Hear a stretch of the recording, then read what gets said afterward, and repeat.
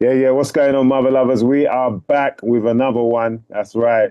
It's Vinny B and Mice Diggy investigating, and we got. It seems to be someone that people are asking for to speak to, for us to speak to again, and boy, we're more than happy to do it, man. So we got Iouri Filippov coming back, and another special guest as well is going to join us. But Vinny, where you at, man? Yeah, no, I thought that last show was really good, deep, a lot of positive feedback, people asking for me and you to do a part two. Mm. And then yeah, the guest coming on, Michael Alberti, he watched the show and emailed me and we've been talking and he sent me an interview he did. He wrote a book called The Renaissance Man, and I know he's really big into the flamenco stuff. So he was just looking to come and talk, and I said, well, we I was looking to do a part two with Iouri, invited him on. I thought that'd be awesome for him, and he was excited to get a chance to talk to Iouri too. So that's sort of how this got, how I came up with this idea and this show for today. Yeah, man. And just to let the people know, it's a four-way conversation. Yeah, I think we're all four different countries as well. So Yes. we're quite lucky, man. And shout out to Vinny for making it happen because, I don't think many people would be able to pull this off. So, and also, yeah, just to let you know, there were a few little hitches with the sound and whatnot. So we kind of just got straight into the conversation. But yeah, I hope you lot enjoy. And let's get into it, man. Maps with correct orientation, they have appeared only by the mid 18th century. And they used to have, and they used to be inverted. The center of the world at this the time was at these early centuries, in Renaissance centuries. It was not in England. It was not in America. It was in Constantinople, Mm. called now Istanbul. Yes. Right. Okay. And why did they choose this as the center of the world? Pardon? Why did they choose Constantinople to be the center? Why was it the center of the world? Well, according to Fomenko, the center of the world was not even there. It was in Novgorod, In Russia. Russia. And this Novgorod was destroyed by English agent Ivan Grozny. Wow. Ivan Grozny, there was, it was not one person. There are four persons. And after destruction of this medieval world empire, the authors of these destructions have been the English to start with. Why? Their interest was very, very simple. They had a lot of trade through Russia to south, etc. And Russian history at starting the 15th century was very much under control of English. Mm. And an example, in one of the books, I think it is in the seventh volume, there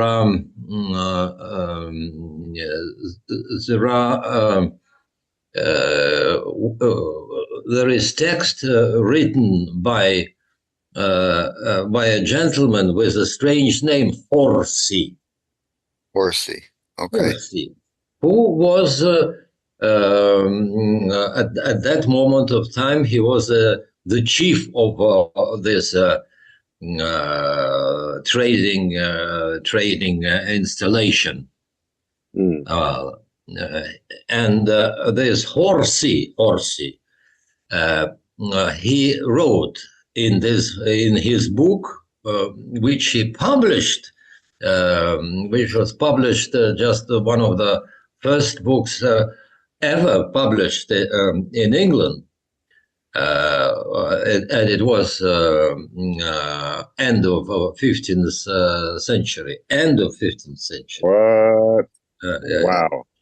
And there's a place which Fomenko calls Novgorod. This was it was destroyed. One of the first acts of destruction of powerful branches of this medieval empire. Yeah. What places was it still called? the English managed to destroy? For example, Kazan. Mm. And it was very, very evident because foreign soldiers, including Swiss, especially, who had the know-how to dig the tunnels under the walls, fill it with powder, and explode. And the same, under the same Ivan Grozny, this Novgorod, which was in Russia, was destroyed by troops of Ivan Grozny. Anyway, Ivan Grozny himself, it is a German fiction, one of the German fictions. Like, for example, Tamerlane. German fiction. Alexander Macedonia, it is a German fiction. And Tamerlane is what is where Tamerlane is concerned. There is a photographed proof of opening his monument of Tamerlane, and there are photos of this type Tamerlane. Yeah, well, and what is actually you can find it in the books of Fomenko. These are the photos photographs of a Slavic type. How come? There was another scientist which in the during World War II, by the name of Gerasimov, who invented the reconstruction of features of the face, of anybody's face. Actually, this method is already used widely by police, okay? And this Gerasimov, Gerasimov,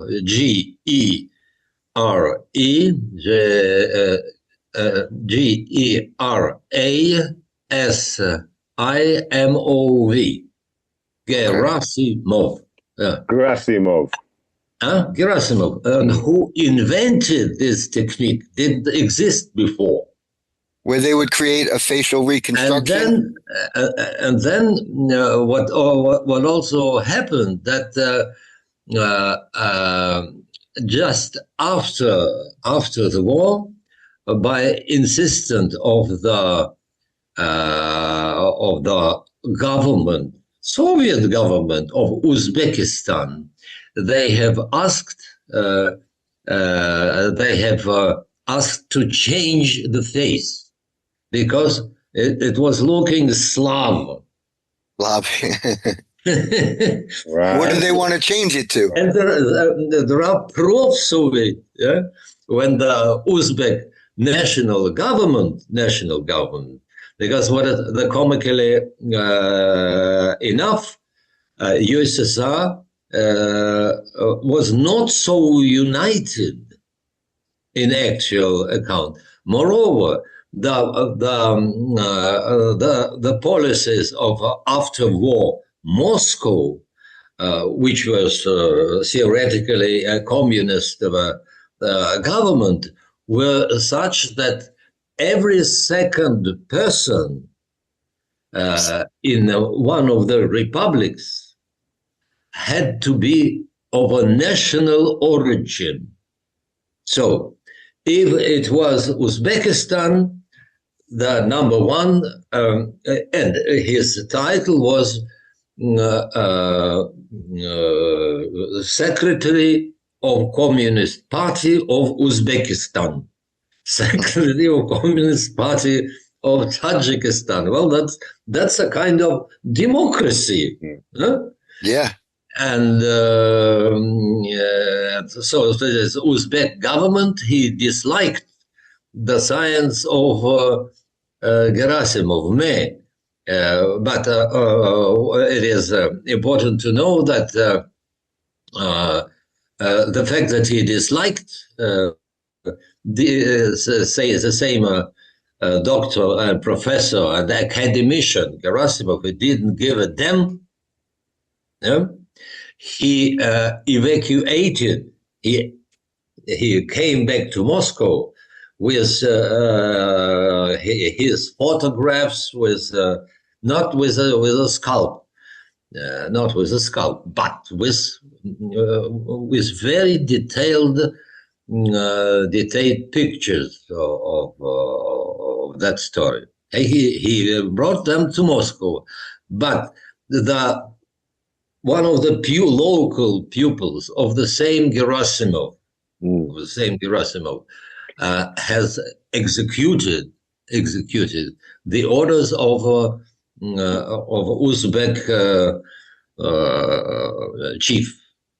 Probably. Yeah, right. Well, that's Mikhail Gerasimov, credited with developing the first technique for forensic facial reconstruction. Yeah, and then the same Gerasimov, he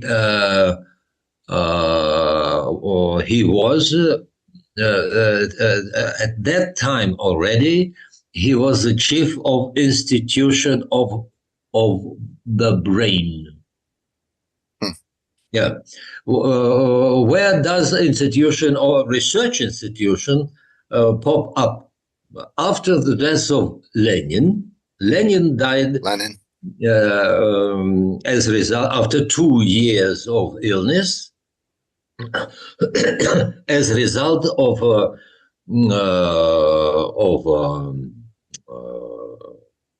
a certain lady, also very leftist, but for this party was SR, Social Revolutionaries. Actually, one of the anecdotes is, and it is a fact that actually the Bolsheviks, they have they didn't create the revolution. It was a minor party. The biggest leftist party under German influence was social revolutionaries. And these social revolutionaries, they have acted very harshly against the Tsarist government. They well, they the ones who killed the Romanovs? A number of successful attempts. An example of a successful attempt was a older brother of Lenin Ulyanov. He was hanged for that. The brother of Lenin was hanged for that, in spite of the fact that his, Later, during the Soviet power, in the 20th year, in the 20th of year, 1920s, 1930s, till the arrival of Stalin, who was not Russian at all. What was he? Lenin What was he? He was of Is he German? proletarian origin. Then he was not of a proletarian agent. His father, Ulyanov, was a chief inspector of education, all types of education, universities, etc., in considerable part of Russia. In nearly in all big cities, on the biggest river in Russia called Volga. And his father was in the table of ranks. He was a general. He was a general, married as a joke, married to a daughter of a German. German. Wow. Yeah. Well, you have to remember this after intronization of Peter the Great. Well, as a note, Peter the Great was an employer of Dutch maritime company, actually a pirate. He was a pirate. And they did not stop neither the company nor in conjunction, rare conjunction of English interest, French interest. He became the emperor of Russia. And he, his results for the works of this great emperor,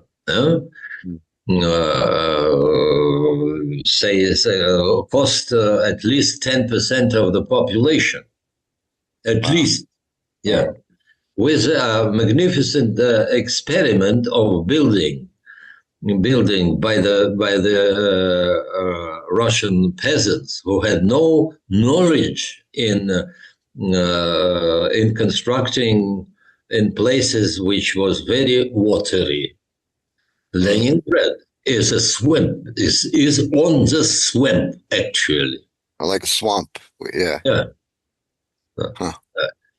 And this has not stopped Russians to construct an enormous, in Moscow, there is an enormous statue weighing about 1,000 tons of copper and steel. And Georgian sculpture tried to sell this monument as Peter, not as Peter, as Columbus for New York. Yeah, because there was an university. No, New York said no. He tried to sell it, to put it in Leningrad, nowadays St. Petersburg. Leningrad said no. So where is this enormous statue? It is there. It is a statue which is a proof of Russian imbecility. Imbecility is enormous. It is maybe it's 1 kilometer from Kremlin. Wow. Yeah, in the river Moskva. Moskva is not a small river. It's very wide. And one on this little island, they constructed this monument, which this monument won a competition over the worst monument ever constructed. Initially, it was developed as a enormous statue for Columbus. Wow. Yeah, it's weird. I see that there's like Georgians, they have statues of Columbus in South America and all over. fantasy. Yeah, it's kind of Okay, weird. fine. To But, your question now. Well, to me, again, to go back, like Tartaria, I know a lot of people, like I told you last time, to understand like who was like Tartaria and when did it turn into like Russia? Like Tartaria is basically what Russia was. Like that was the original name was Tartary or Tartaria. And then how it becomes Russia and how basically Tartaria is like wiped from history, basically. Nobody, they don't talk about Tartaria in history. So I know a lot of people are interested to know the changeover of like who Tartaria was and when it turned into Tartaria. Can you hear me good or no? Can you hear me, Iouri? Just a second. Now I'm looking that you have earplugs. Yeah. This gives me an idea. Just a second. You got headphones? Okay. Fine. So. Okay. Your questions. Okay. So I was going to say, the last show we did, I got a lot of positive feedback. People asking me to get you on for part 2 to do more. A lot of people really love the timeline deception. But another thing I wanted to say is the Tartaria. There's a lot of people who want to understand like who Tartaria was and when it became like Russia. If you could get into a little bit of, who the Tartarians were and when they were basically, nowadays we say Russia and most people never even heard of Tartaria. So a lot of people would like to know about Tartaria. So if there's anything you could explain to the audience about who the Tartarians were, where they come from, who they were. I believe in the book, it's basically like 1775. It seems like Tartaria is kind of erased and it becomes Russia. So if you could get into a little bit of that. Vinny, you were saying a lot of people you've spoken to they talk about Tartaria, but haven't really got a clue about when it was wiped out and things like that. Is that correct? Yeah, most people don't know that. A lot of people make it like they were this big superpower that built everything all over the world, but that's not how I look at it. I look at it as they're basically what Russia is today. So I'd like for Iouri to explain. Russia is today the product, a very expensive product, which has cost to the Western powers $25 trillion and succeeded in the dismemberment of the USSR. Mm-hmm. They used cleverly the article of construction of the USSR, and the creator of USSR was not Lenin. The creator of USSR was a leftist, super leftist, Trotsky. Trotsky, yeah. Right, Trotsky. He has created the USSR. And the article of the creation of the USSR included the freedom to separate from the USSR. Mm. And it was the inventor of this article. Well, Trotsky has made a lot of. He is the father of the revolution. It was Trotsky who came. Yeah. Trotsky plus Jewish money. Mm-hmm. And Actually, he came in Russia 2 months before Lenin. And Lenin was sitting in Finland. And to come to St. Petersburg at that time, it took him over 2 months. And in the meantime, they have been actually the revolution, Russian big revolution, the first revolution was 1905, staged as a result of the loss of half of the fleet in Russian-Japanese war. Why? It's like Pearl Harbor for America. Because English have blocked access to Suez Canal. And who built these super modern ships for Russia? England. Who built these super modern ships for Japan? England. They fund both sides. That's the story. Well, and they have manipulated what has happened there, and there one should say thank you to the first Theodore Roosevelt, who didn't let the English to win altogether. And Japanese have been satisfied with a chunk of Sakhalin, island of Sakhalin. That's all. Yeah. And they tried again in 1936. There was another Russian-Japanese war in Khalkhin-Gol, in Asia. And there, Russia by that time has already modernized, actually modernization of Russia is American product. Yeah, English in after 1929, there's Great Depression. The reason of this Great Depression was very simple.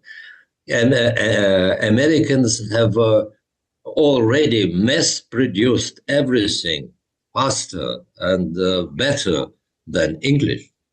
English, the beginning of the end of the English Empire, that's 1865.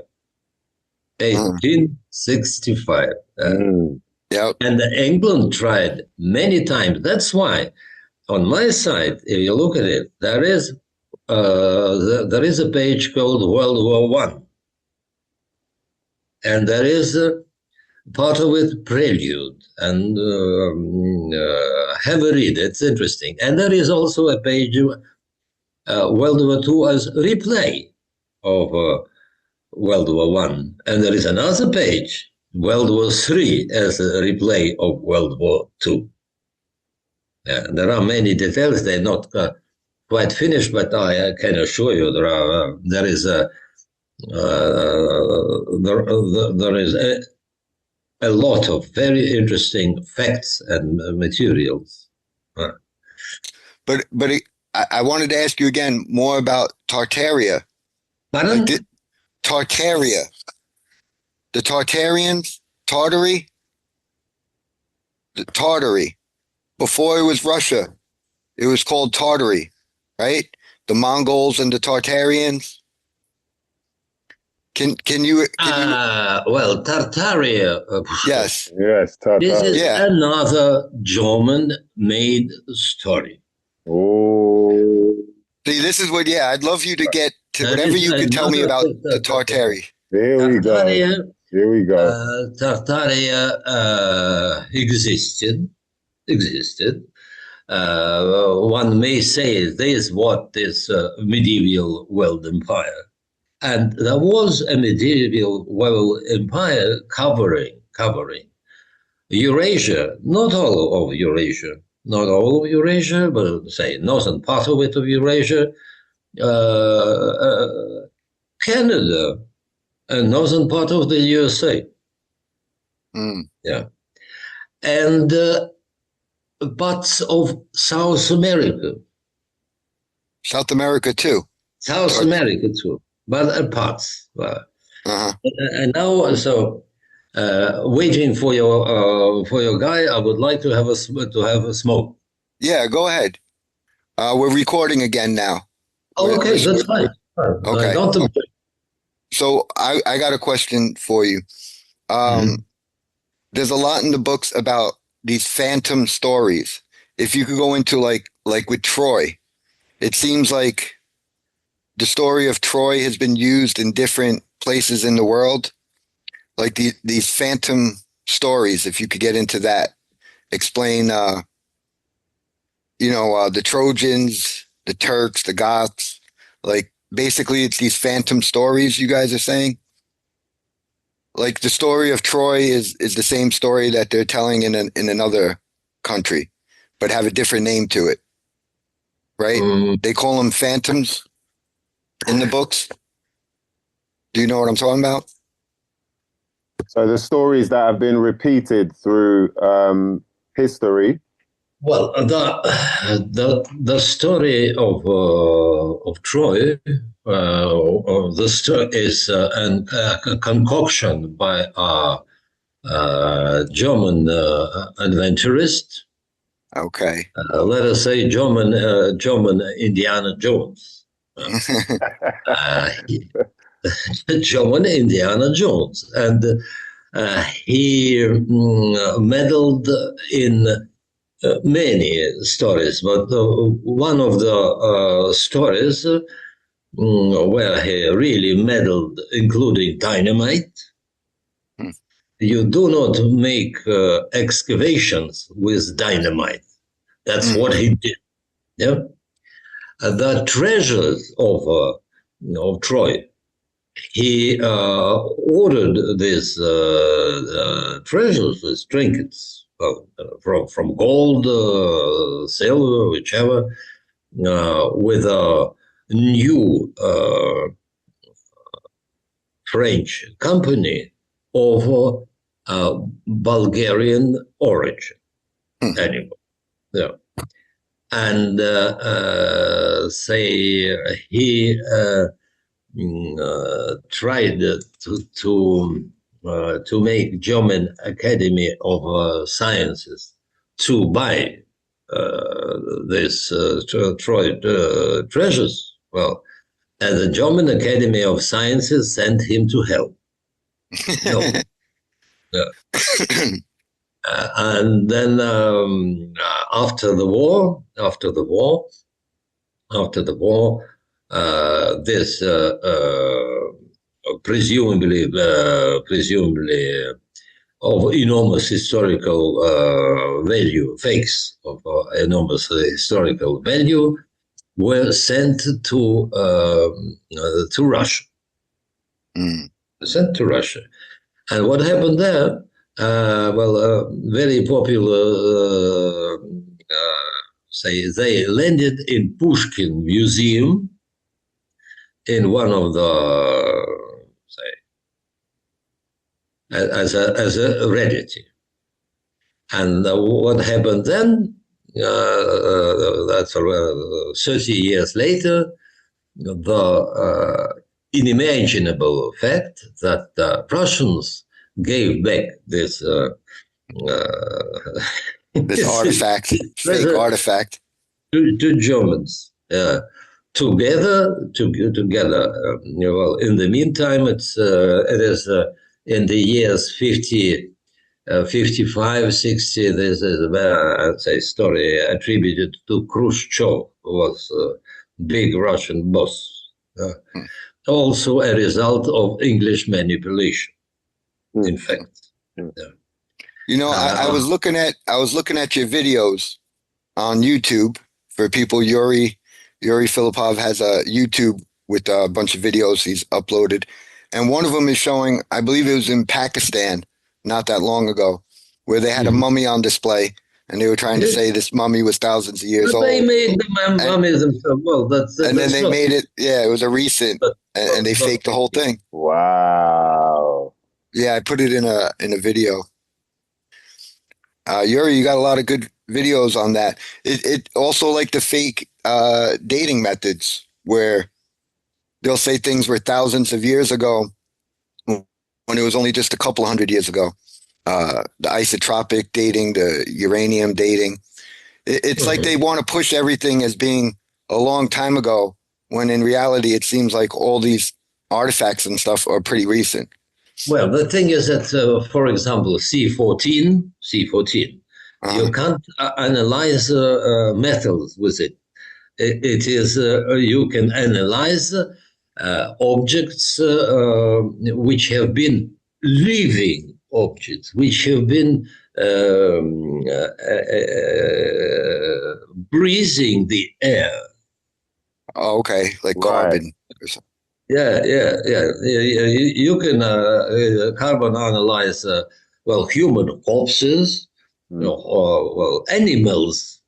That you can, but metals, no. There are other more methods, but there the problem is the span of accuracy. If C14 is very reliable, produces in most cases produces plus minus 20 years. Huh?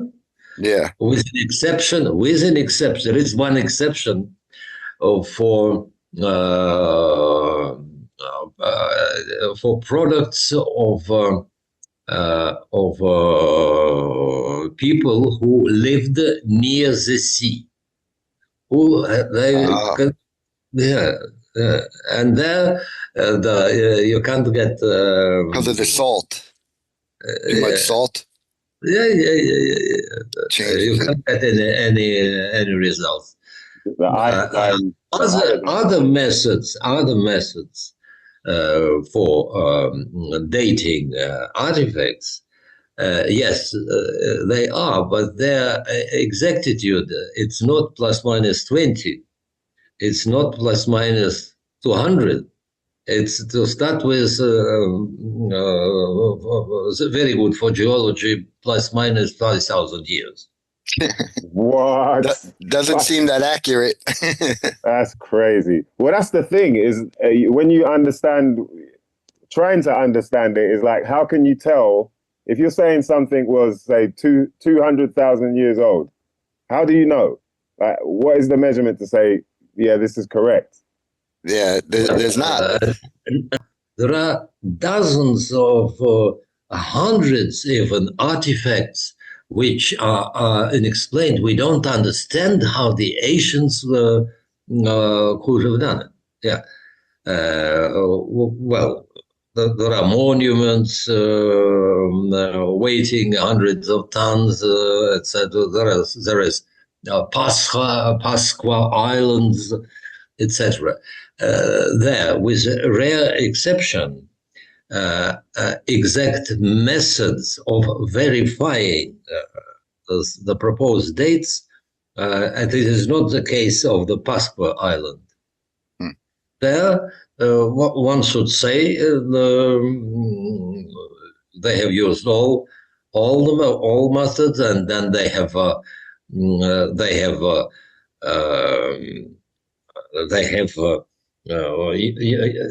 that's not only had, but they have made, they dug around and found it. There are another 2-3 meters. Well, and strangely enough, it coincides with geological history of the Pacific Ocean. And I'm afraid we're going to live new geological problems, especially for America. The only there is also a problem for Russia, because due to partial melting of the surface, now there's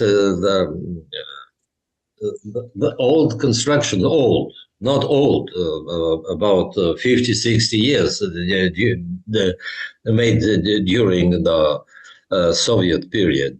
Still there is a lot of construction there. It begins to sink Wow.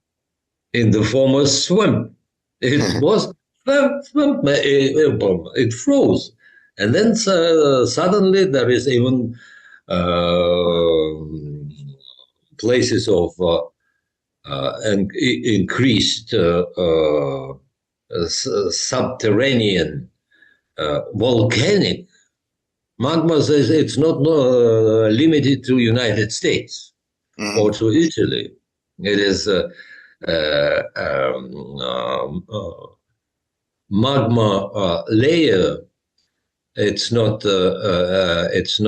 uniformly unique, but it changes from 5 to 500 kilometers thickness. Wow. So To me, I mean, I've done shows with a lot of archaeologists in the past couple of years, and it seems pretty obvious that there were ancient civilizations that seem to have very advanced technology. And for whatever reason, whether it's evolution story or whatever they're doing, it's like they don't want us to know that in the past there was super advanced people. well, actually, you cannot exclude. One cannot absolutely exclude interference of extraterrestrials. You cannot exclude it. Wow. You cannot. And one of the examples, But like Zachariah Stitchin and a lot of people, that was their conclusion. astonishingly, is Tartaria. What is Tartaria? Yeah. There are traces of nuclear bombardment dating to Oh my. beginning of the 19th century in Siberia.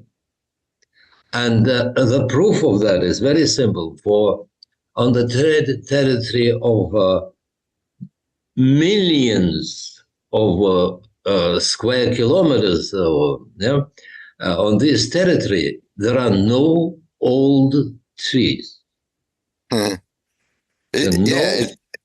Old trees.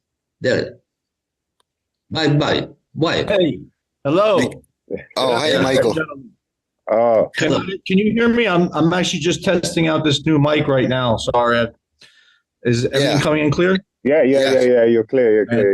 Sorry, Iouri. Sorry, carry on one sec, because he was getting into something. Yeah, Iouri, this is Michael. I invited him on. He loves the research Fomenko and you guys have done, and he has his own book and has done a lot of great research into the Renaissance age. And I know he'd have probably some good questions and good info to share. I'm there to answer the questions. So I'll let him ask questions. Sure. I mean, I guess I'll just eavesdrop for the time being, and as the questions come up, I'll ask them. Yeah. Okay. He was speaking about something that was pretty profound there to do with. Yeah, about Siberia and how it's like it got blasted or something not that long ago. Oh, the Tungsta event, if I'm not mistaken, by a meteor or some kind of falling object. Yeah. Is that what? Yeah, because he did say it was extraterrestrial sort of interference. Well, yeah, I don't subscribe to that line of thought. I always try to reduce things to stuff that I've had experience with. And, meteorites are a thing that we can, actually verify. So, I mean, it could be aliens, but no, that's not what I believe. Yeah, I think it could have been an advanced civilization. Yeah. Well, Michael, do you want to? Yeah, I could go in on the advanced civilization, because Siberia specifically, about 15,000 years ago, Siberia housed a proto-civilization called the Malta-Beret. Now, the Malta-Beret are the ancestors of the Yamnaya. The Yamnaya are the ancestors of all Proto-Europeans. So, and it's interesting, this Malta-Beret culture from Siberia also has a huge genetic imprint in the Native Americans. So you could actually these are the exact folks that after the Younger Dryas went down through the Bering Strait and actually entered the Americas, and some of them actually mutated because of the last ice age into what we commonly refer to as white people, and entered the Bronze Age, Middle East, and a plethora of other civilizations as far as my research is concerned. And just to let you know, try to talk slow for Iouri. You know, it's hard for him to understand sometimes. Didn't quite get the drift. Michael's a very hyper guy. Yeah, sorry guys. I just Question one. The tribes from South America, Mayas, for example, they walked upstairs up to Bering, crossed the Bering Straits, which at that moment, it's also very possible there have been no straits. Well, yeah, that's been a lot of talk at the moment. And so, say, so-called Mayas walked up from Mexico, and they walked up to Bering, crossed to Siberia, and multiplied there. One version. Second version. The Siberians, and there are many people, tribes in Siberia. For example, one of the group is called Denovisians. Yeah. Well, that's ancient. We're talking hundreds of thousands. They walked over Bering Straits or Bering Ice, and then descended and multiplied. Well, they're from the Altai Mountains. Pardon? The Denisovians are, at least the scientific consensus is they hail from the Altai Mountains. The scientific consensus, I presume, would be rather Siberian tribes. Possibly. Okay, I could look into that. I could be wrong. Walked to America, down to Mayans. To the very top. What is the straits? There are straits at the very south of Argentine. What's it called again? Begins with a P, right? Drake Straits. Drake Straits. Oh, the Drake Straits, I'm right? familiar with it. Yeah. That's a long journey.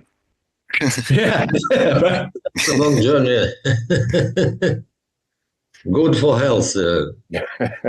Well, I think a lot of people have a problem because we're constantly told that like our ancestors were primitive and didn't have anything, when it seems like there's a lot of evidence that in the past, whether people want to say aliens or whatever it was, there was advanced people. I mean, we could tell by some of the things they built. It's not primitive. And, you know, for all we know that they had railroads, they were flying, for all we know. I mean, I don't think that this is the first time that all this science has come out. I don't see why people in the past, if they were around for a while, could have figured out some of this stuff. Well, Vinny, I can segue into that. My experience of that line of thought is it was an intelligence agency. It was people. It was a supranational spy ring that essentially shared information that allowed them to have information in different parts of the world that other parts of the world weren't exposed to. And they were treated as if they were, in fact, aliens, gods, what have you. This is my rationalization for what you're saying.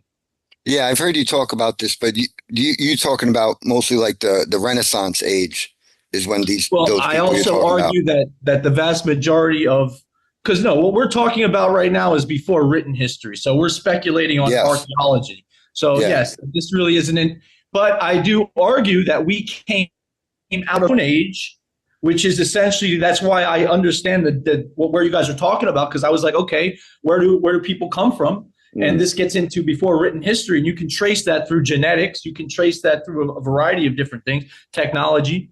But yeah, that's the conclusion I came to. I kind of tried to stay as rational, I guess, as in my mind I could, but I'm open. Listen, if there's, aliens or something like that, hey. I think it was just a advanced race of people in the past.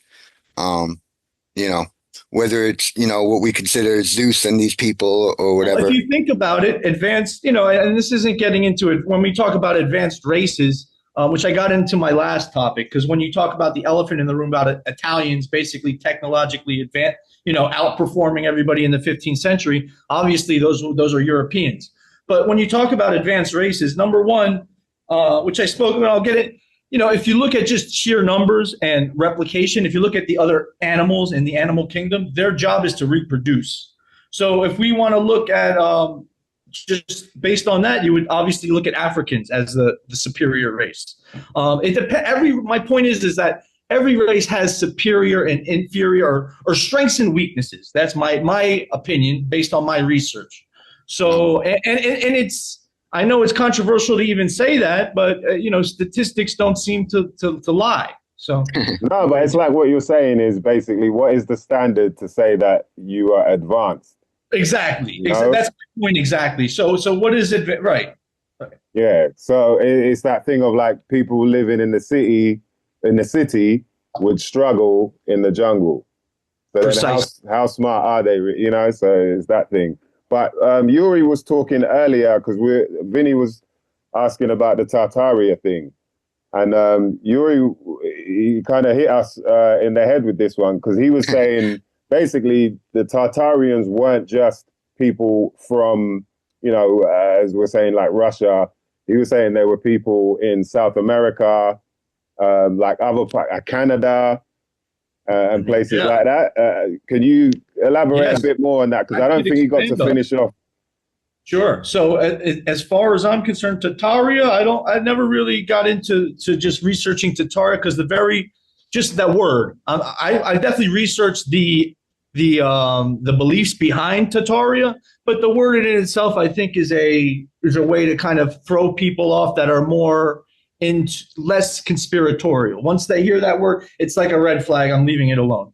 But if you actually really think and you really stay open-minded, you say, okay, this is essentially the Black Sea region, and this is what I consider spy central, because historically that whole soup going on, but Turkey, you got Romania, you got Ukraine above there, and then so yes, there is something to that region. That is, contemporary called Tartaria. And it emanates, it's perpetual. Goes back to the Kurgan era. When we talk about before written stuff, you can see an advanced culture emerging from this. For example, the first remnants of the wheel, we commonly think that showed up in Sumeria or Babylon. But no, this is in Poland, Russia, Hungary, around the Black Sea regions.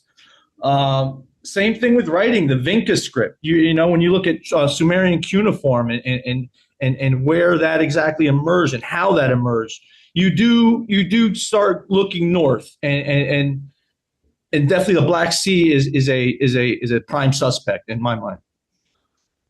Well, Iouri mentioned earlier that to Fomenko, the center of the world was Istanbul. I don't know if that has something. Everyone's got their own biases. Obviously, Fomenko, his name is literally Anatoly, which, before Istanbul, it was called Anatolia. And myself included, my research, I could identify my biases based on my 23andMe results and stuff like that. However, he's not wrong. A lot of stuff, there is a Russian horde that has been echoing over generations. And it's when did it start? When did it stop? That's a good friggin' question. Yeah, I guess has it stopped then? Is Tartaria still here? What is the question? do we have a question, Michael? Do you have a question for Iouri? Iouri, yeah, well, that would be yes. When did it start and when did it stop? And has it stopped? Yeah. The spy ring.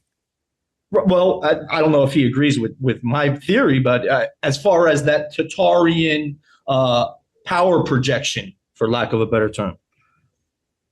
All right. Ask him a question. Just say it slowly for him. Oh yeah, my bad. I'm in a different country right now. I have to speak constantly, Yeah, you're in Colombia, right? very difficult listening to someone in another. I apologize, Iouri, because you're very knowledgeable and this is your show. After all, honestly, we should be devoting most of our attention to this gentleman.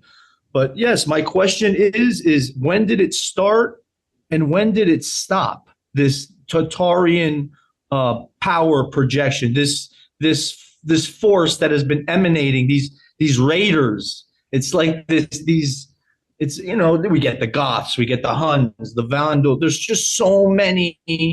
They're just renaming themselves, as far as I'm concerned. Yeah, it seems like that's what Iouri says. The Tartaria is an English definition.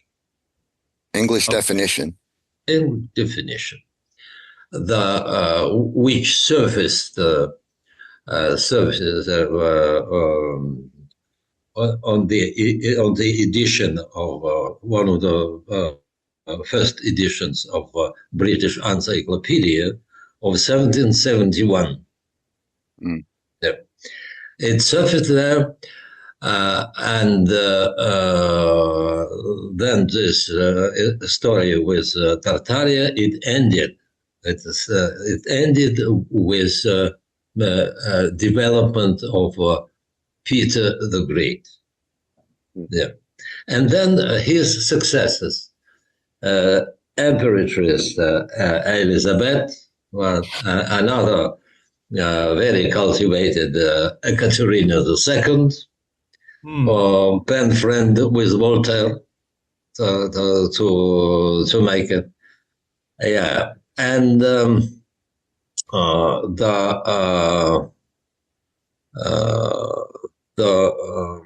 Romanovs, or pardon? What about the Romanovs? Was that a little later? Yeah, Romanov from Romanovs from Schleswig-Holstein. Yeah, Romanov. Well, they have confiscated the name. Yeah, you were saying that they're originally German. That doesn't surprise me. Well, they were pro-German. The Romanovs were pro-German. And Anatoly Fomenko argues that was the second remix of history was instigated by them, which I agree with. Yeah. And Russian history, which is taught to this very day, this is a history invented by German historians, which came as luggage, as scientific luggage to Russia, but it didn't stop the very idea of recreating, remembering that there was an empire. Actually, there was a part of an empire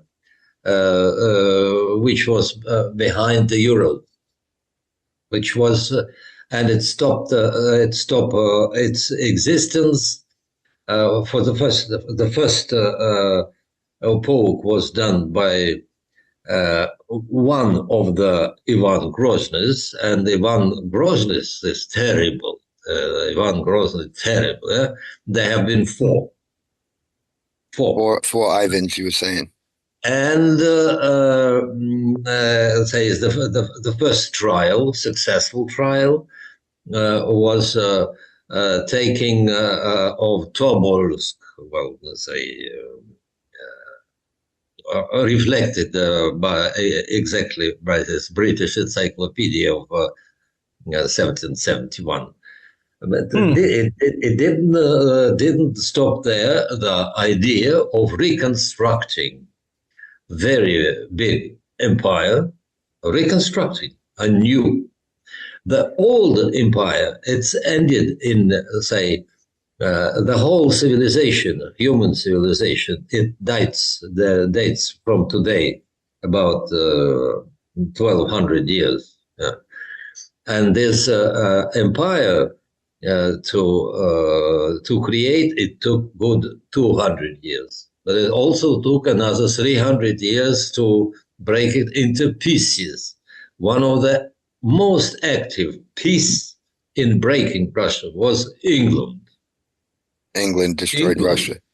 Yeah, to break, and they manipulated quite well. And the influence of extraterrestrial, it cannot be excluded. At present, there is already billions of genetic probables, they called HPLA, group RA1, RA2. I'm familiar with that haplogroup. Very, very familiar with that haplogroup. Yeah, I don't belong to it, but I understand its history. Which should be exploited and analyzed with consequences to draw. But the problem is that at present there is no worldwide bank of the genetical samples. There is one big one in the United States.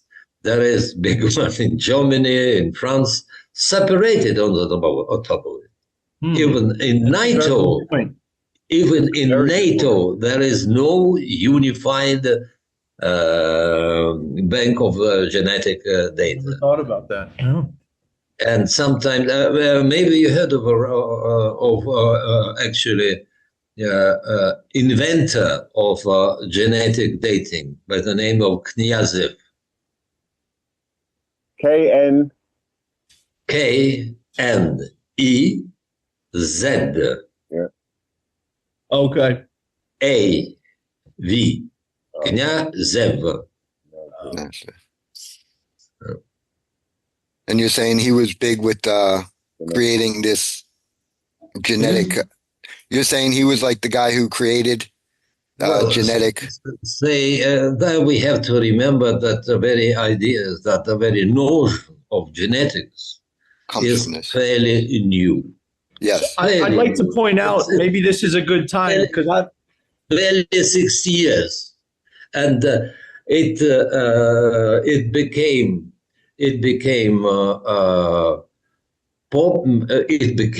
useful. The equipment has to be developed, know-how has to be developed. It took time. At present, there is no worldwide bank. Yeah, that's wild. There is one big bank in United States, because it already has a number of tribes. Number of tribes. There are tribes of African origin. There are tribes of Spanish origin. There are tribes of Irish origin. Of course. Yeah. It's interesting though. R1A is one of those. What with the latest news, Antargime news about Tartaria is that is the first adventure of a great politician and amateur historian called Napoleon. Napoleon. You're good to laugh. You have to remember that one of the first places he visited before taking power was Egypt. And he climbed on the pyramid itself. His officers, his soldiers, made a bad joke. They have fairly damaged the camps, the head of camps. He blew off the face or something, right? Yeah. They shot with guns at. And then Napoleon continued his visit. He was in the east through Egypt to Russia. and then he returned to America France as well. He went to to America. become an emperor. That's And right. then he had a great idea.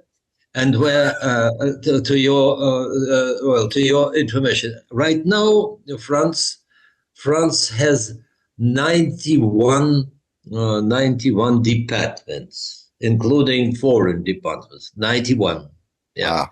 But under Napoleon,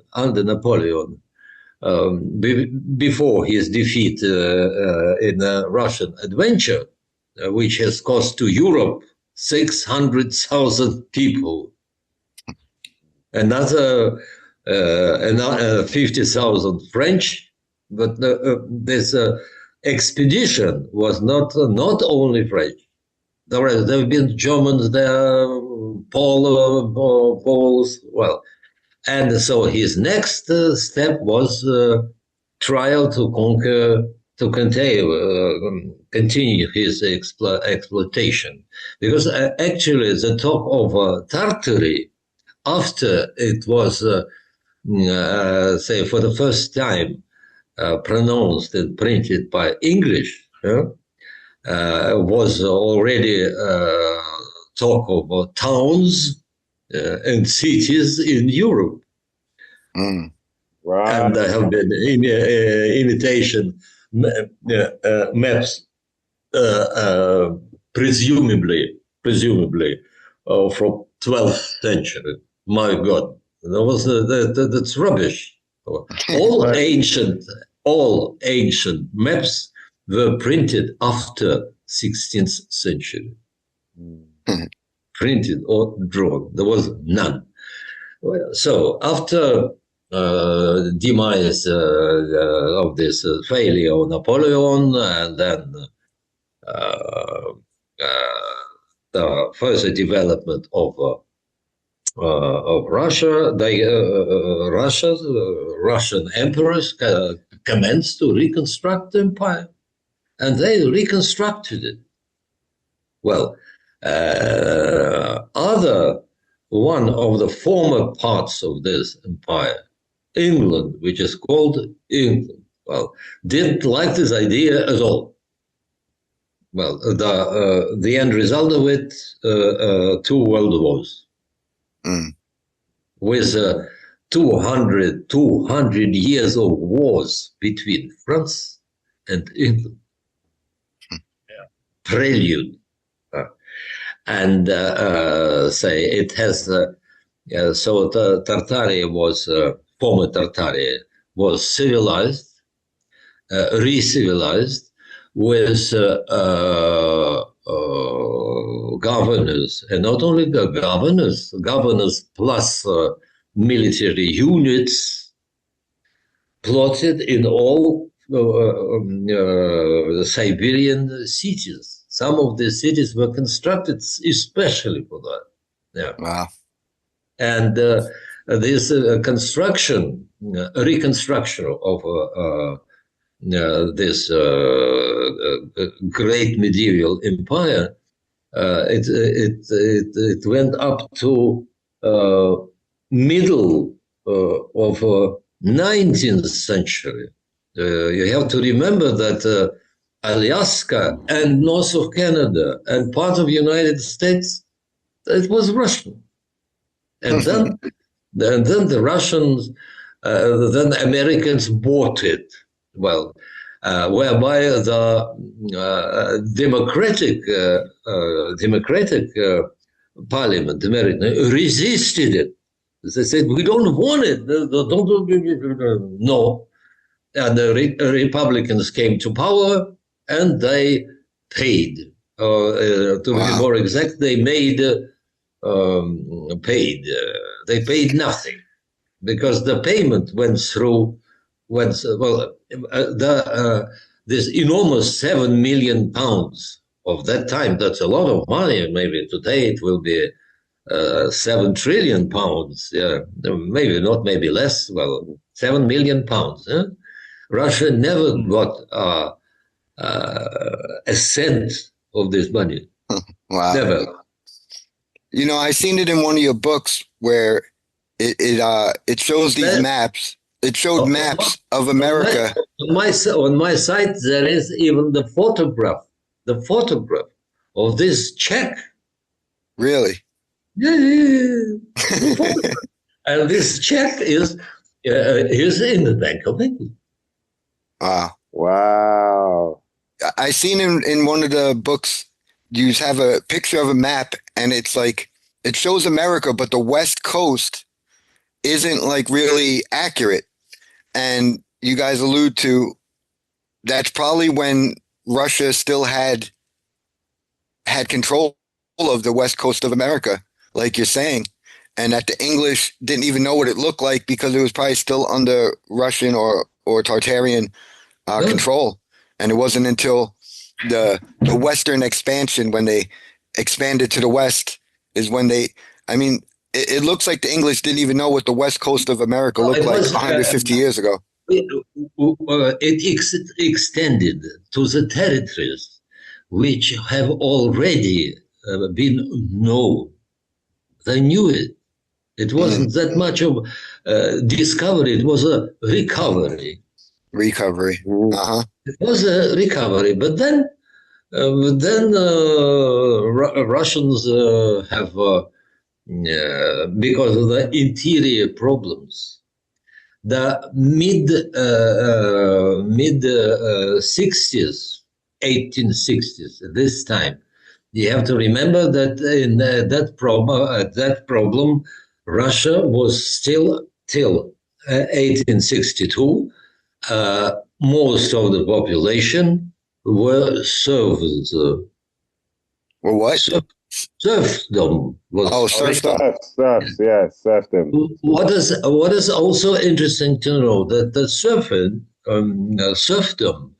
was introduced by Peter the Great and Company. That's probably Michael. When you get into those seers, it's got to be these people.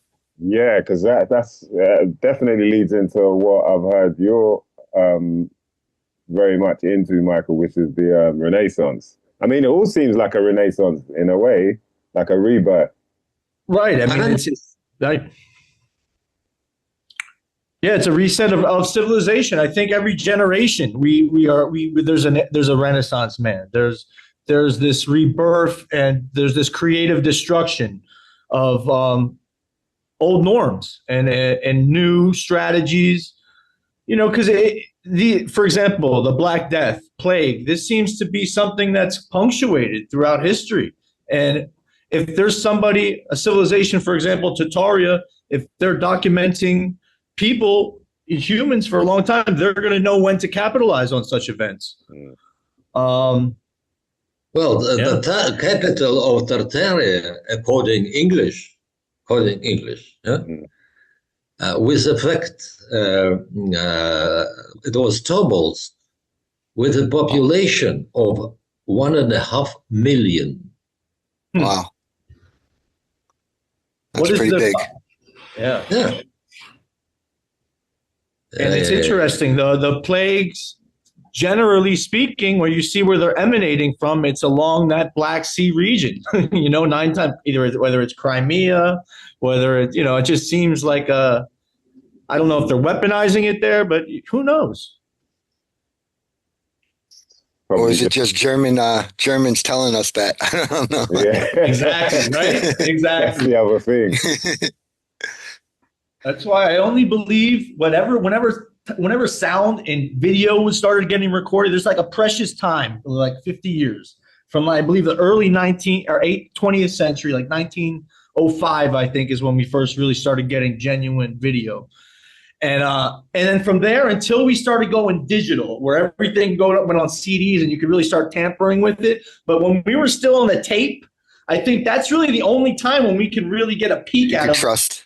Yeah. And even then, Michael, you can't even trust that. You still got a question. They were doing, exactly. They were photoshopping before. Exactly. At the end of the day, I only believe what I see. Yeah. I only believe what I see. That's why when aliens listen, I'm open-minded. There's new information that is presented. I would absent myself for 2-3 minutes. Yeah. Okay. I'll be back. Prepare your questions. Yes, sir. Okay. Thank you. We're waiting you. for you. No, I'll make Precise Ah. question. Precise question. Okay. On my site, which is called evilempireblog.com. Evilempireblog.com. Yes. On my on one of the pages, I don't remember on which pages, maybe on the last pages. I think it is page maybe it's page future, and there is a receipt how to what to do according to Fomenko, who is sitting here. Fomenko is chief of the faculty of mechanics and physics of Moscow State University. Right. And then so he says, in order to rewrite history, we need just one needs 10,000 scientists of exact sciences plus 100 million of historians working, checking, rechecking, proving each other. History is that is one of the names of the series. History is fiction or science? It is not. Oh, I'm on your site. Okay. I'm on your site now seeing it. To reconstruct world history, you need 100 scientists of exact science branches who will be checking the authenticity and irrefutable of the primary sources, and 10,000 historians working on mountains of documents who will not be ruled by pay and the agenda of the past and today's powers. Yeah. Total control, with total control, presuming that lie is lie or exaggeration, which is a form of lie, is proper to our to the human species. It is our non-alienable quality. We explore, we exaggerate. Even using instruments, we exaggerate. Or therefore, what you need there, you need let's say a form of historical Gestapo. You need time travelers, man. you need people that can time travel. We have the Catholic Church for that, I guess. That's what you need. Well, I'll be back in the All right. Okay. Yeah. I can segue into that because that's where to answer his question, I think it's aspiring. A supranational aspiring could, and it's ironic that all these people that I'm highlighting, they're all into libraries. For example, the biggest library in the world, it was created by Alberti and his primary patron, Pope Nicholas V. That's where we get the VAT from, the Vatican Library, which to this very day, is the biggest library in the world. Yep. But not just them. These libraries go back. So I believe humanists, like for Donatello, Da Vinci, all these guys, Bruscelli, they started a fabrication workshop, which initially began as what we call the Neoplatonic Florentine Academy. And this was I think a recruitment place where they indoctrinated people into how to fabricate history. And this is where we get all these out of place objects where we're like, how did they get, there's so many different things like the iron of Delphi, where it's like, wait a minute, there's no other remnants of these Indians having traces of this metallurgy. And all of a sudden the statue pops up by an emperor that has multiple different scripts on the statue. And some of these scripts are like ancient, way before, so it's like, there's just so many ways to be like, wait a minute, if you trust traditional dating, You know, there's a lot of anomalies, even if you go by the standard consensus. Well, Fomenko and Iouri, they talk about that the dating is given to us by Scaliger. And Petavius, Right. and that's basically, and that's, I think, again, a part of what you talk about. It's that same. That's afterwards. It's around like the 1500s. No, you know? Scaliger is the 18th century, man. This is hundreds of years after the Renaissance. I mean, I think the 1500s.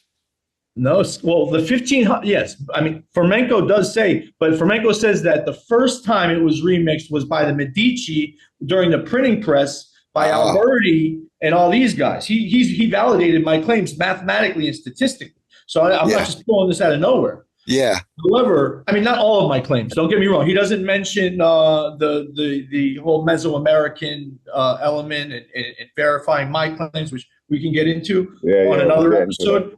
But right now, yeah, man, like this gentleman here, the Iouri, here he goes. He's back. There he is. Yeah. Do you want to mention that? Do you want to ask him about the Medicis and they're tied into this? So I mean, I know Fomenko looks at Rome as a placeholder, and it ended up in Moscow. So how do because I try to square this, like it starts off by Italians, it ends with Russians. How does that work?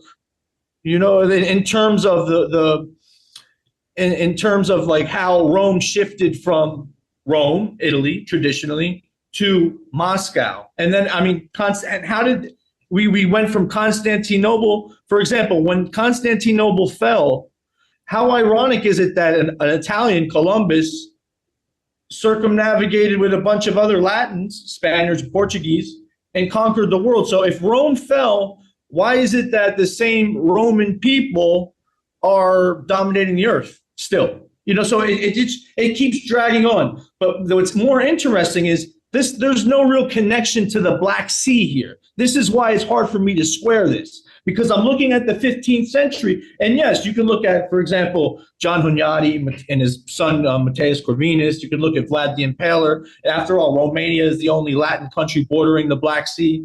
There's a lot of, obviously, speculations, which I get into. But I don't want to spread Alberti too thin. He was only one person. There's no way he could have been in both places, even within a couple years. You know what I'm saying? So my question, Iouri, I'm sorry to give you a whole friggin' word salad. Yeah, slow it down, slow it down. Right. My question is how in the 15th century do you see the main protagonists of this remix emanating from Southern and Western Europe? And then, according to Fomenko, the main power structure is in Eastern Europe. Roman Catholicism? Is it the Roman Catholicism? There are at least four questions, one by one. Question number one. How does the power go from Rome to Russia? Or are they all the same? Are they all just the same, or? Because Fomenko uses it as a placeholder, basically saying, yes, these are all Rome. There's just been different Romes throughout history. Yeah. So, once again, the question. Not a presumption, but a question. No, my question is how, for example, in the 15th century, when we see the primary fabrication of history going on by Italians, were they working with Russians at that time? Was that technology coming from the Black Sea somehow? Because there is a perpetuation of intelligence from the Black Sea region. But for example, in the 15th century, according to Fomenko, there's the fall of Constantinople flushes the talent into Florence, and then you couple that with the printing press, it facilitates a remix of history. My question is this: during that specific time, I do not see a huge Eastern European imprint. This is why I try to square this.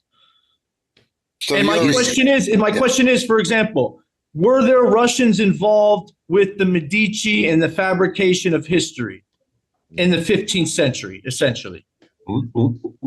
Was Russia involved? Not necessarily involved, but like for example, Tartaria. I don't know much about Tartaria, so I can't really dive into that with you. I would love to, but I do. Were they a part of this 15th century conspiracy? Well, 15th century. 15th or do they come into the play later? That is already the 15th century, where the let's call it Tartaria started to disintegrate. According to Fomenko, the whole of human history is at best 1,200 years. Oh, before wow, before that, Homo sapiens didn't know how to write, how to fix their thoughts. They didn't. I believe that. And one of the good examples of invention of history is Royal Society of History of United Kingdom, formed in 16th century. And this Royal Society took an active part of inventing history. That's not for nothing that on these books you have Big Ben with a picture of Jesus by minor painter Tintoretto. Yeah, and so at the 16th century was already, well, the decomposition, this Tartaria existed, like simplify, existed from approximately 800 AD. You add 300 years, and there you come to 1,100.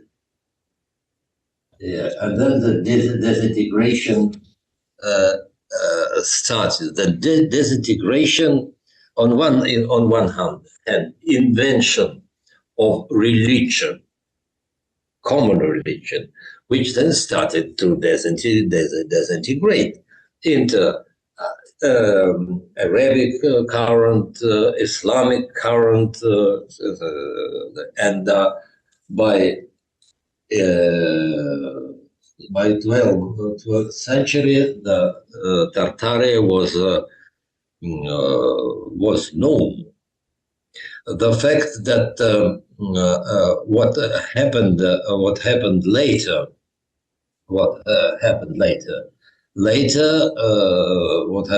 it was the beginning of disintegration. That the disintegration itself, it took another 200 years. So by the disintegration ended by 1400 approximately, plus minus 20, plus minus 30 years AD. It was already, believe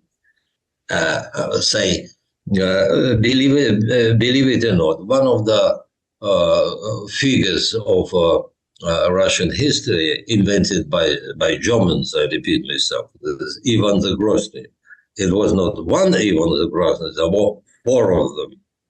It was not one, and for nothing that Russian history, actually, the period starting 1400 is called times of trouble. That consisted, for example, times of trouble, naturally directed by one of the former parts of this empire, which was England and Ireland, and And a very good example is, in volume 7, there is Ivan, I'm sorry. stated in Russia text of one of the chief of so-called English-Russian trading company, Horsey. And I'm sorry, is this before or after the Industrial Revolution? I'm just trying to gauge the time. Excuse me, I don't mean to cut you off. Before. This is before the Industrial Revolution. Maybe you heard about false SARS. False pretense. False. False pretenses. And there, the witness of this process, he said they will have as many false tsars as we need. It was written black and white and printed in UK. In his report to the English king, Henry III. Wow. And his report, he reported, and naturally, the former parts of this medieval empire participated in this dismantlement. For example, Slavic people united? No. For example, one of the, till this day, active roles were the Poles. The Poles, who actually was the first Slavic nation that turned into Catholicism. And according to Fomenko, even the name itself of Vatican, it is Batuhan. Vatican. Vatican. And it was actually one of the anecdotes is the Colosseum. Colosseum was a recent construction of 15th century. And the plan of this construction you can find in the Colosseum itself. In Vatican, it is a copy.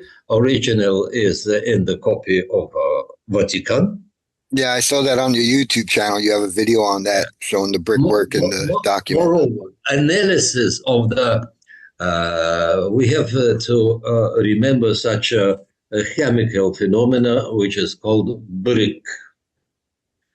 Brick, well, the bricks heated in a temperature of 800 centigrade, it was new. They have been invented only in 15th century. What? Before that, yes, they have been raw bricks. For example, without fire, mass produced till today in Egypt, they still produce raw bricks. They let them in the sun. There is enough sun, and they build. Well, you can't build more than a hut with such a with such a brick, because say a heated brick, it has the hardness according to the scale, I forgot the name of it, the German scientist, hardness of 400. That means in order to make a hole in brick, you have to apply per square centimeter, you have to apply 400 kilograms. And such bricks appeared only by mid-15th century. And when you go to Italy and you see this Colosseum, Right. the analysis of French and Russian chemists, they have found out, checked it out. It's a recent construction. Well, recent. That's not so recent. It is 500 plus something years. Yeah, I remember you saying that last time. I mean, the ones where the sun baking them like they do in Africa now, like you can build a hut with that. You're not building the Colosseum with sun baked bricks. You know. Without Colosseum was built from bricks mostly. There are elements also of stone in the foundation to start with. Why it is known, but the great reconstructor Mussolini of ancient Roman history,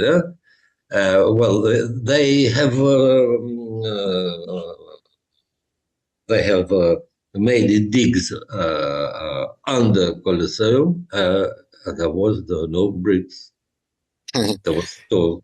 Yeah, it seems like a lot of these things all over the world, not just Italy, it's like they built on top of something that was already there. Like there were these stone structures before, and then they built these brick buildings right on top of these old structures. Yeah.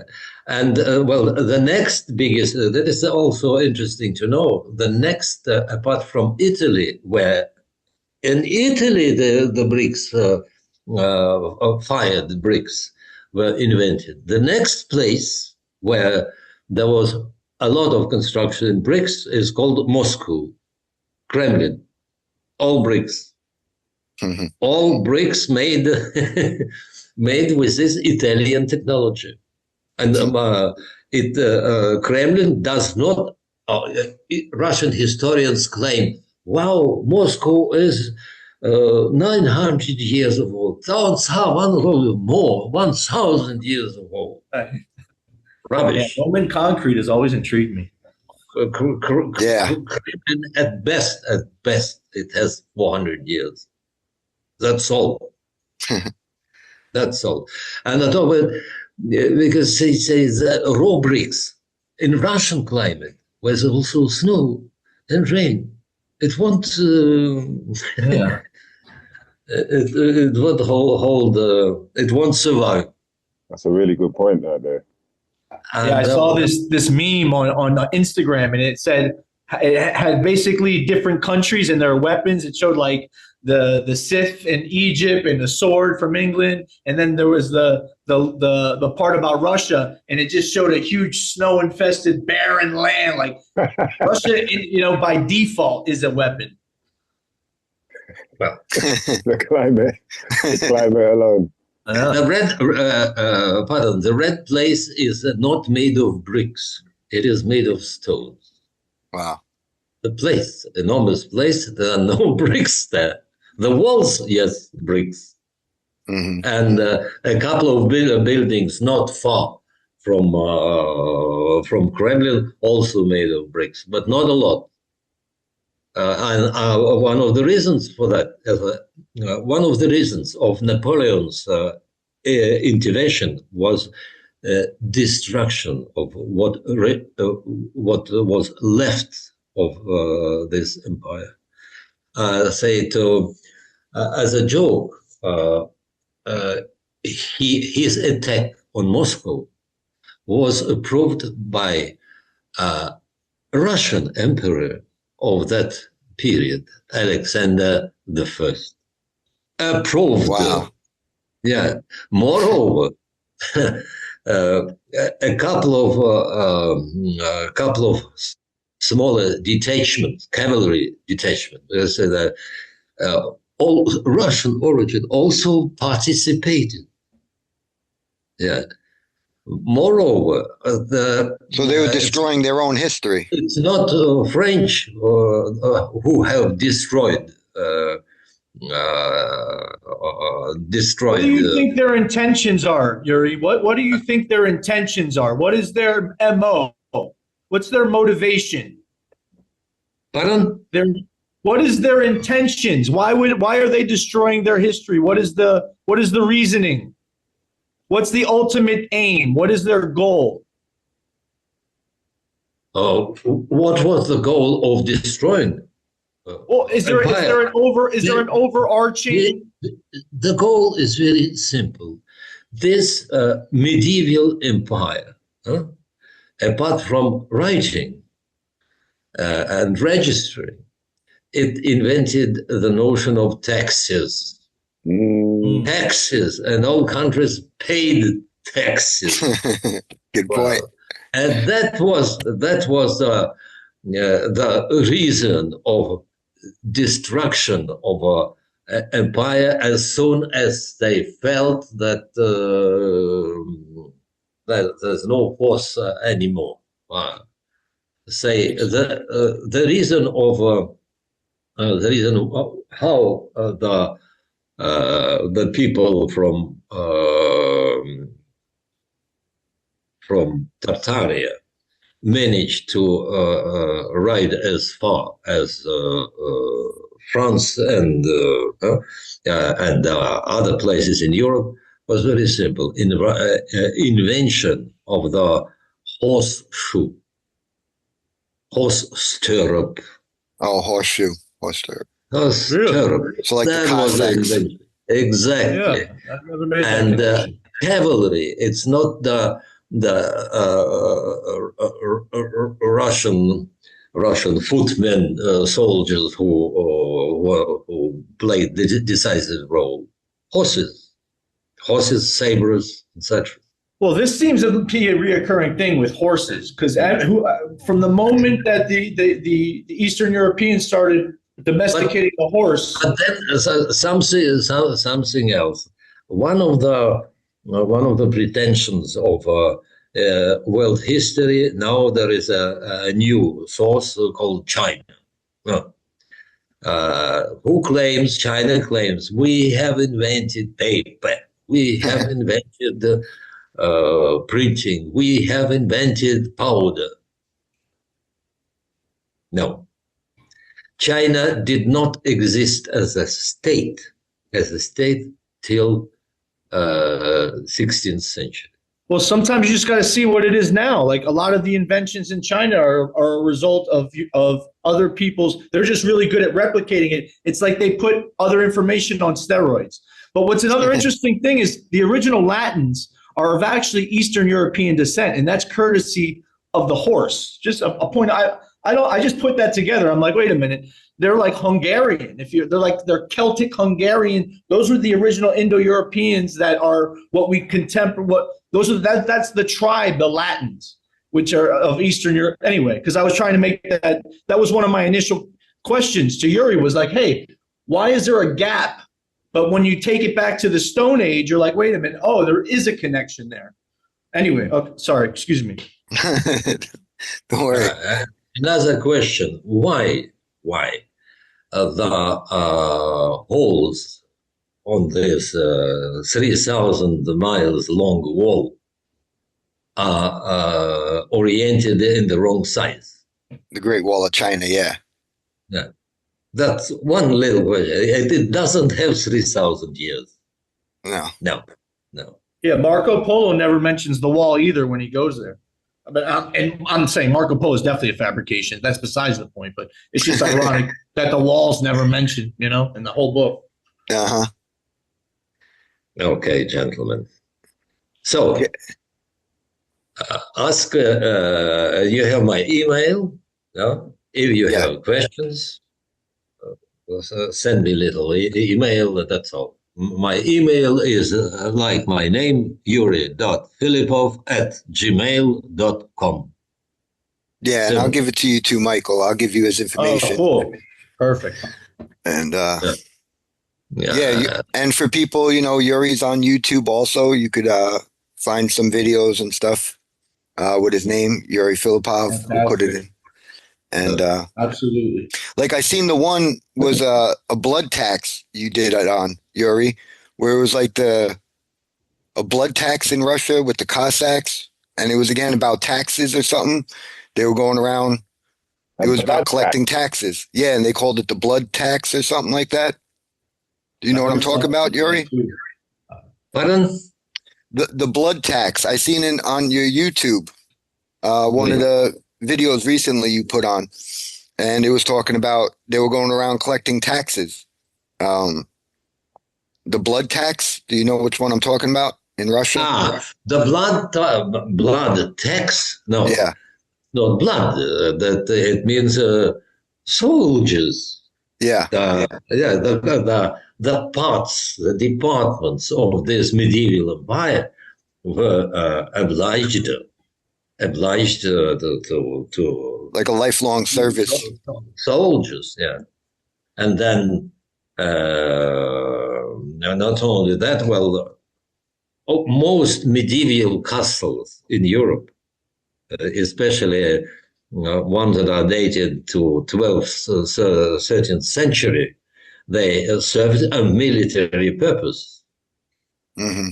A military purpose, and maybe in this castle there have been 2 or 3 Tartarians, but the rest were local people.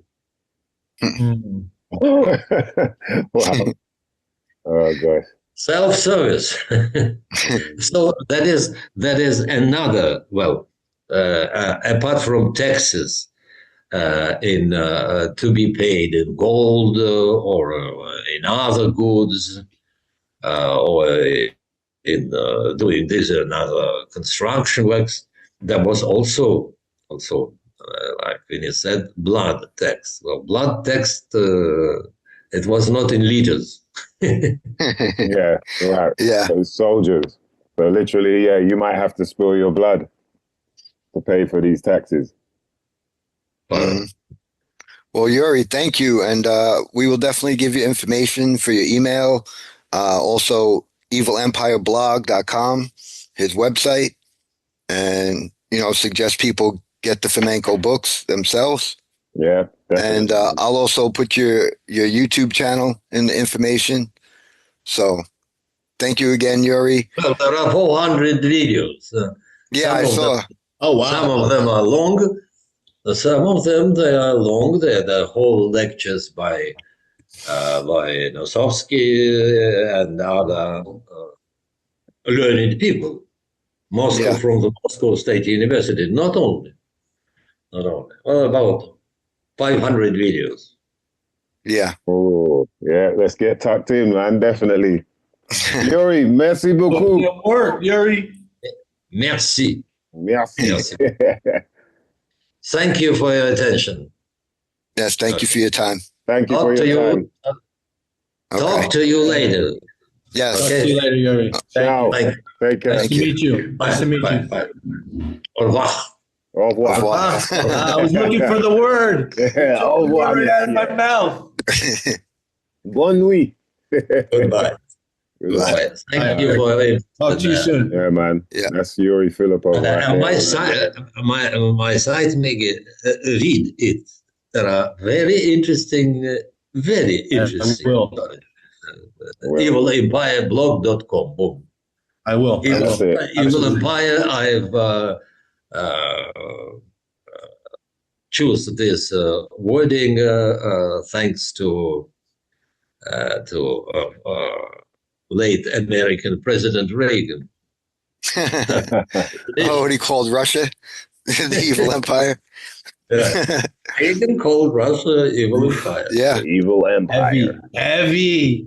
That's all right. Gentlemen, Take Take care. it easy, Iouri. Thanks a lot, Iouri. Talk to you soon. Thank you. The evil empire. I thought it was Rage. I remember the band Rage Against Machines' Evil Empire album. Oh, yeah, man. That was a classic. Well, Michael, good to see you, man. Same, Vinny. Yeah. And Michael's extremely smart. I'll let him talk too, but he's got a book, Renaissance Man, I seen him in an interview. You had me laughing when you talked about your wife playing Mortal Kombat, and this, Mortal Kombat 1? Holy cow, man. They say it's the definitive edition, so it's like, my that's wife it. really likes that stuff too. I gotta ask her. It's good because you know what you just set them.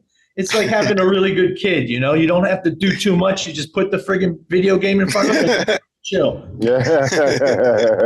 You know where they are. You know. Yeah. Hey, listen. Just got to feed them, give them a bit of water. Yo, good to meet you, Mike. No. No, good to meet you. Sometimes I don't want to come across like that. She's cool. No, we're joking. Yeah. Yeah, Vinny was Hey, telling Chimba. the research that you've done, and you've got a book out at the moment. Can you speak about that, please? Let the people know. Absolutely. And I'm sorry. I what's your name, sir?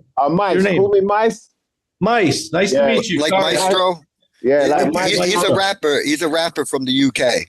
Oh, all right. No doubt. I love rap, man. Yeah. I'm a huge hip hop head. We could get into nice. that. Yeah, for I mean, sure. we can get into how it's also been weaponized. I think the exactly. has used it as a device. We can, it's a whole thing. Yeah. But Michael, and you know, Mice Diggy found me because I was always on the Killer Priest from Wu-Tang Clan. I was on their podcast all the time. No That's way. how Mice found me. Killer Priest shouted me out a couple times on his podcast because Killer Priest is one of those dudes that, like, yeah, it's good. If you know about Killer Priest, you're a real hip hop head.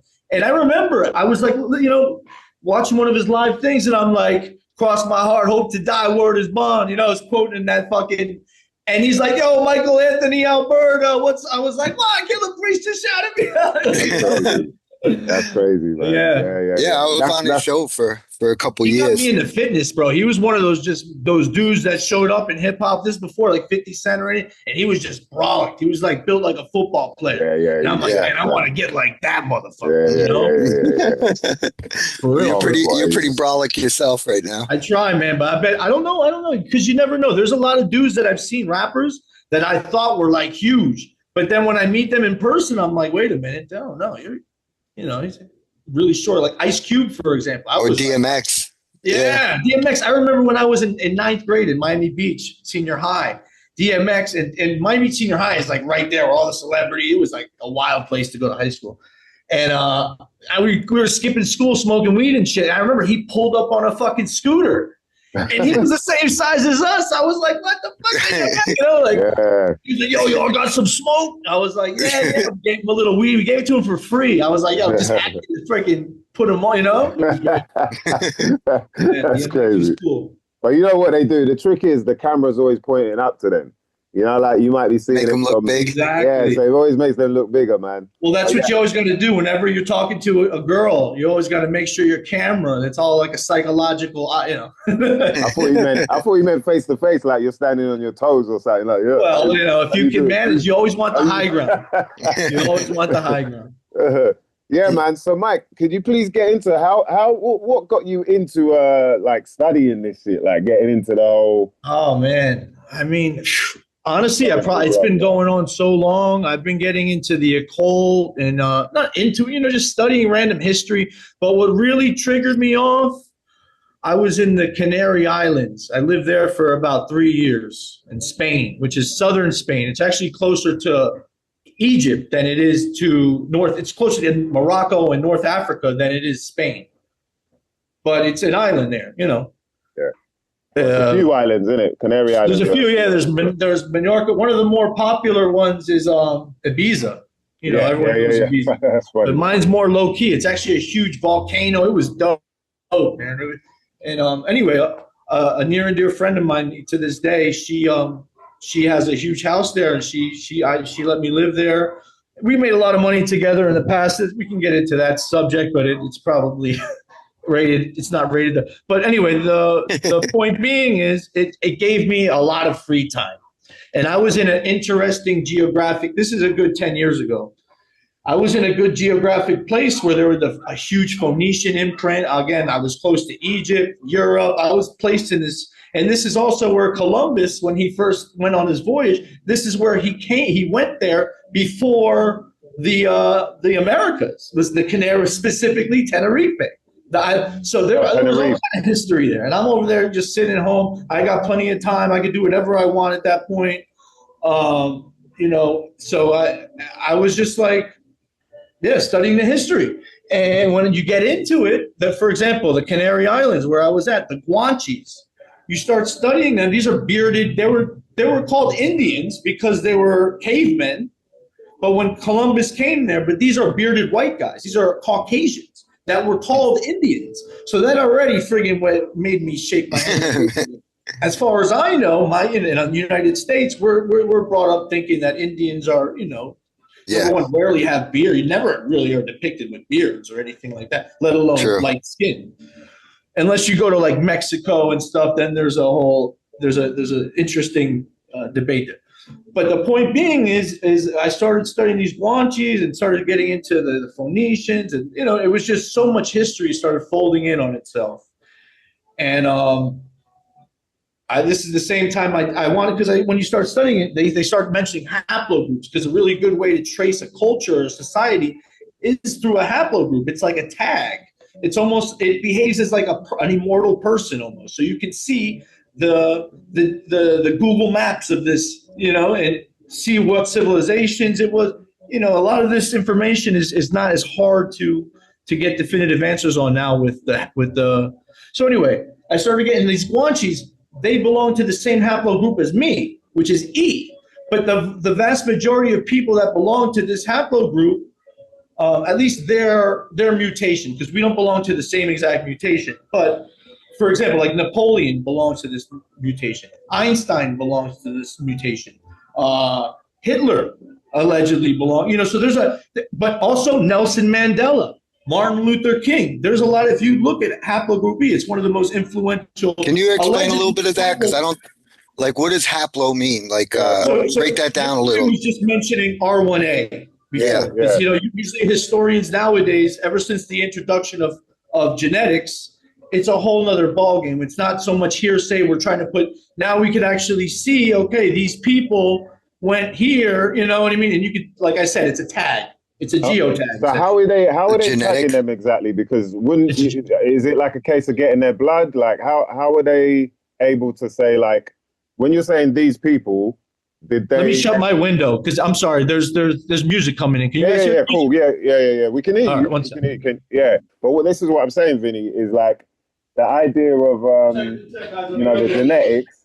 It makes it seem like, okay, we've tested these people and got their genetics, and we've linked them to these other people that we've tested and got their genetics. But are they really doing that? And how it is a really baffling concept when you start to really dig into, try and tap into it. Okay, what are they doing exactly? Like in terms of.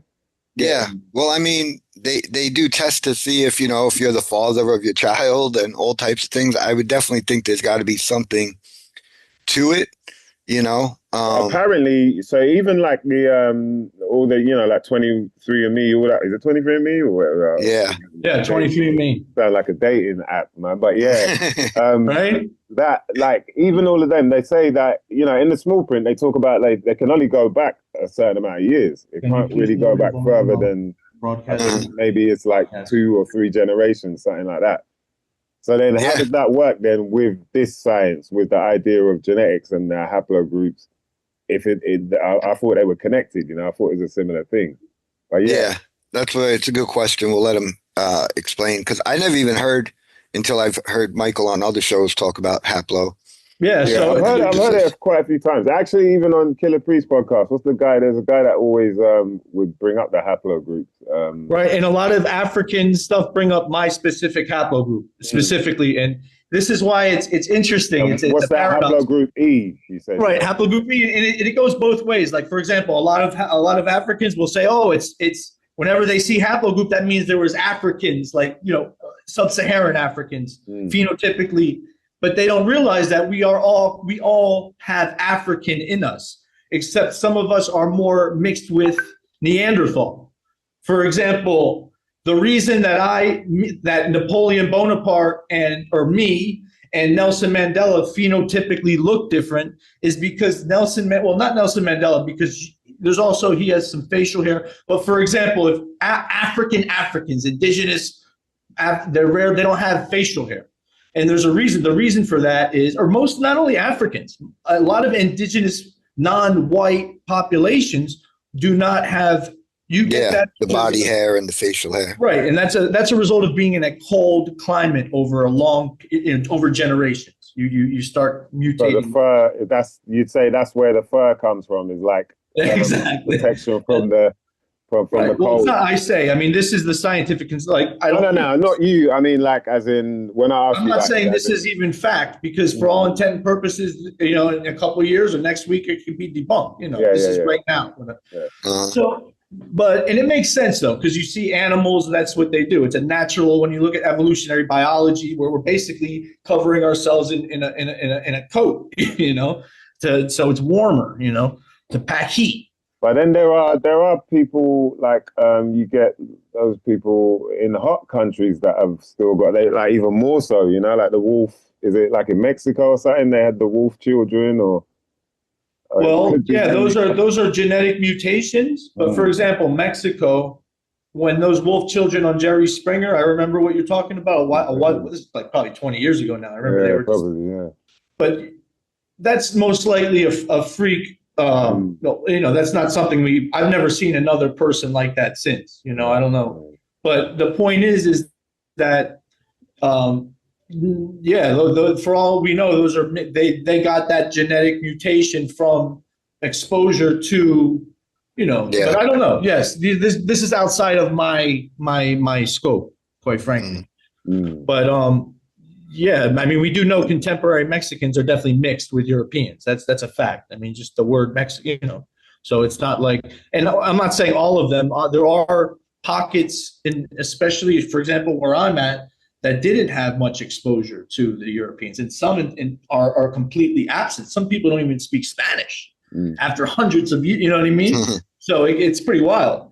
Those are and they rarely have any body hair or anything like that. I mean, if So but I think the question was to do with we were talking about the haplogroups, and right. So just like how are they able to deduce that, like, this haplogroup that we've got the genetics from, like, even how did they get the genetics from so and so to say that you came from wherever sort of 50,000 years ago or whatever? I don't know, but I'm not going to pretend to be an expert, so but I can give you a very surface idea of it. Say, like, how do you trust it then, in terms of, because you're bringing it up, so what makes you trust it? So with me personally, I double blinded my genetic tests. So when at first I did 23andMe, and then I did Family Tree, and then there was Prometheus. So I did 3 different tests to ensure that I was going to get the correct haplogroup, and lo and behold, it double blinded my results. And I encourage anybody to do that. Unfortunately, 23andMe, I keep getting emails saying, "Hey, look, there's a huge lawsuit. Your information's out there." But I put my when I first got I'm open about. I'm proud of my haplogroup, and it's interesting because I was like saying, it's that haplogroup that left Africa. It's that first haplo. It's because basically modern day Europeans come from that first wave of Africans leaving the continent and going into modern day Israel, Palestine, whatever you want to call it. And because there was a huge Neanderthals were there until like 30,000 years ago. People don't realize that was basically the last Neanderthal bastion where they were coexisting with humans. There's a lot of evidence of this. So when you talk about what modern day humans are, Homo sapiens sapiens, because that's a debate, when you get in, there's Homo sapiens and there's and that was a result of those Neanderthals mixing and then creating what we call, now that haplogroup E went back into Africa and also went into Europe. This is before the last ice age. And that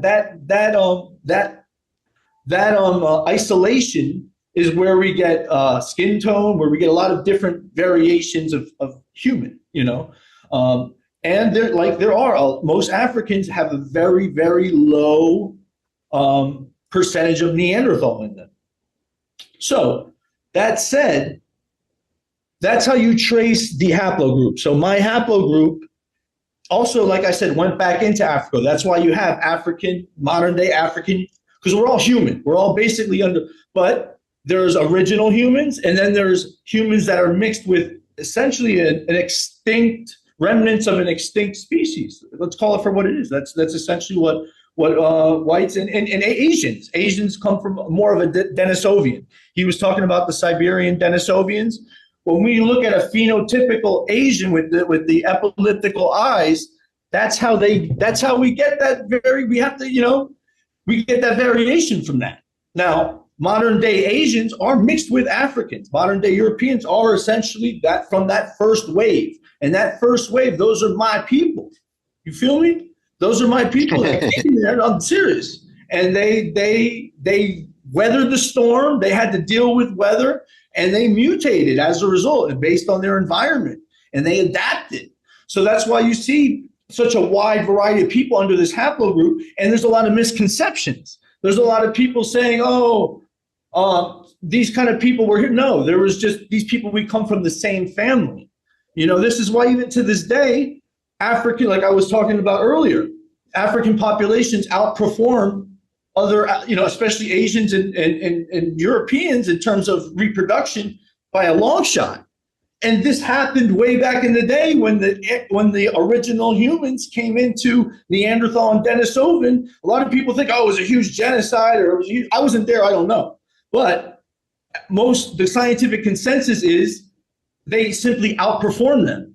They were basically bred out of existence, and that's still going on. When you put certain populations together, you can see, yes, the African genes are very strong, and they will eventually, and that's part of the process. And this is part of, we have to acknowledge, yes, we're all part of a family. It's really cool when you dive into it, especially my haplogroup. When you get into Nelson Mandela, all kind of people. There's all kind of Pharaoh Ramses. So you can't be like, Pharaoh Ramses was this, because I don't friggin' know. He could have been looking like my dad with blonde hair and blue eyes, or looking like, DMX. I don't know. Yeah, that's the thing, innit? We just don't know, man. And that's why a lot of people, you can't play with haplogroups. Like especially with the haplogroup he was talking about, R1A. A lot of people associate that R1A with phenotype, like white people. And there is a huge presence of R1A. For example, you see that in India, you see that all over the place. And that does kind of lend itself to an original expansion. And I believe that, yes, there was an original expansion, most likely started from horseback. And yes, there was many different cultures that were exposed to what we would contemporarily call white people. And this is way before either written history, and in some cases it's afterwards. But that's why I think most history was folded onto the 15th century, because when you look at this perpetual imprint, like I said, was emanating out of the Black Sea, and you say, wait a minute, all throughout history, when has it started? When has it stopped? You see, like I said, the Romans, then you have the Italians. It's like, no, that's because all of history was folded onto the 15th century. So naturally, you're going to see this European imprint all around you because it was written within a 100-year period. You see what I'm saying? Or no? Yeah. I think so. I think, yeah. Okay, so you're saying, so how does that tie in with the Renaissance then? You're saying like that's... Well, the Renaissance started in the 15th century. And the Renaissance was started by perspective. Like I argue that theory of mind, most people were essentially in the Stone Age before that. Right. Literacy basically took us out of this zombie state that there's a psychologist, Julian James, a professor. He gets into the whole idea of the bicameral mind. We were basically in a schizophrenic state prior, and you can see that reflected in all pre-Bronze Age literature, or any kind of even during the Bronze Age. It looks like we were basically we didn't really have an idea of self, and even up until the Renaissance. And this is just if you study normal history, you start to see, like for example, paintings start to look more realistic. Before that, they just looked really plain, and then all of a sudden this guy Alberti allegedly resurfaces a bunch of Greek knowledge that came into Florence during the fall of Constantinople, and now everyone's privy to how to draw things realistically. And I think this all has to do with literacy. This has to do with a bunch of things that basically got us out of the Stone Age.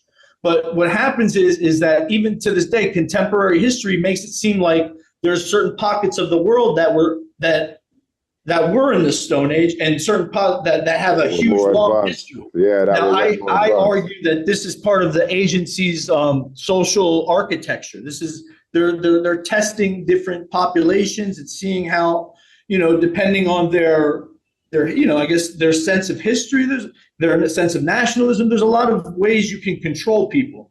I haven't exactly figured that out, but yeah. I think there's something to it, like what you're saying, because there's definitely like the identity, like the idea of nationalism, like, so people sign up, like what Iouri was talking about. They sign up now, and you're accepting to pay taxes, but then to get you off of that track of why am I doing this is like make you proud of doing this, make you proud of being here. Whether it be whatever football team, Right. basketball team, whatever, it's all still part of the country. We're gonna play against other, so it kind of keeps you in that element of like feeling proud to do it, tribalism and all that. It's natural. We're tribal. But you see, that could be used to make us kill. That could be used to make us die. Yeah. And that's where the lines get crossed. Once you talk about murdering, then that's just a no-no. That's one of those things we gotta acknowledge as a bad thing, collectively, So, and we're still not there. We're really not there. We're getting there, but we still. So from your opinion, then, all the research you've done, because I heard you ask Iouri this before, what would you say the end goal is? What do they want from this? What's the idea of? Yeah, I mean, honestly, I think it's survival. I honestly believe they're an evolutionary process, and I try to be empathetic and look at what their MO is. And I think that it's survival. They're essentially ensuring that behavioral modernity stays intact somehow when these punctuated pandemics and cataclysms happen, whether it's the weather, whether it's a plague, whatever. And they make sure that certain people are privy to certain information for control, and it's used for good and bad. And I think that. It's used. Look, it's a huge network. Obviously, this is a global network, and I'm sure there's double agents and all kind of things going on. But ultimately, their MO is self-preservation, and by default, that's the preservation of the human race because we're all human. So that doesn't make it good for the rest of us because if there's only a boat that fits 10 people and there's 20 people that have to go, and these guys are clicked up, that's where tribalism comes in. That's where those are real things. And Sure. The idea is it's natural. We have family. How would you be when you have family? It's a natural thing. You're going to protect them first, then your friends, then your group that you identify. There's a pecking order that we go through. If you really want to get real deep and morbid, So, and they exploit that. They realize, obviously, they know how to fuck with it. Can you, I feel like I heard you talk about that spy ring, or the eyes as you called it. Can you, the 5 eyes. Yeah. Can you say that real quick? And I'm going to be right back, guys. But I think Diggy and the audience would like, because I found that interesting. I didn't know. Yeah. What was that? So the eyes, the 5 eyes, you said? Yeah, well, the 5 eyes. This is open. Edward Snowden. He was a spy. He's now living in Russia. He can't come back to the United States, or if he does, we'll lock him up. He basically, he outed this supranational spy ring, and this is, mind you, this is a manifestation of the agency, but it's not the agency because as soon as we know about it, they've already moved on. So this 5 eyes network that still exists, it goes up to 19 eyes. So for example, the 5 eyes, let me just define that before I start friggin' going on a tangent. Yeah, so is this is the agency, or this is no, this isn't the agency. This is the 5 eyes is an actual real thing. You can look up, not the agency in my mind is a real, but I'm saying this is something that is in the historical record. You can go on Wikipedia, for example, and there's a page on Five Eyes talking about how Edward Snowden and the whole thing that I'll talk about right now. So the Five Eyes it's the Five Eyes stand for 5 countries, and those are the Anglophone nations. Those are the countries that speak English, the main big countries that speak, because there's a bunch of countries that speak English. And then that extends to other European countries that don't speak English, but are big military and intelligence people. But it definitely excludes Russia. So it's more of like a Western Europe, Central Europe, United States, Canada, Australia, the English people. So English-speaking people. English-speaking, yeah. And it's important to that's the thing in history. People have to realize just because you see when we're reading back in history, because we don't have any video or anything, because there's a certain people that are speaking a specific language, we can't associate that to this. They just happen.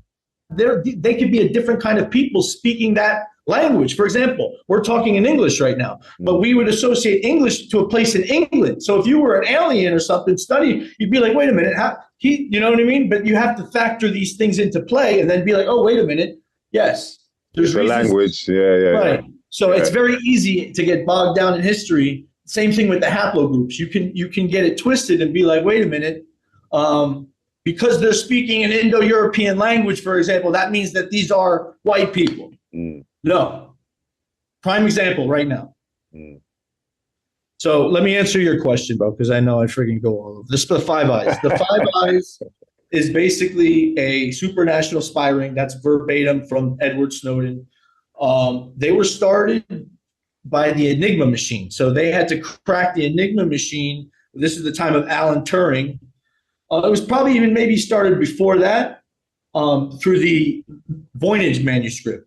But both of these devices, whether it's the Voynich manuscript, which is an illuminated manuscript from the 15th century, dated to the same time and place that Alberti wrote another manuscript, and it's an encrypted, this is the father of European cryptography.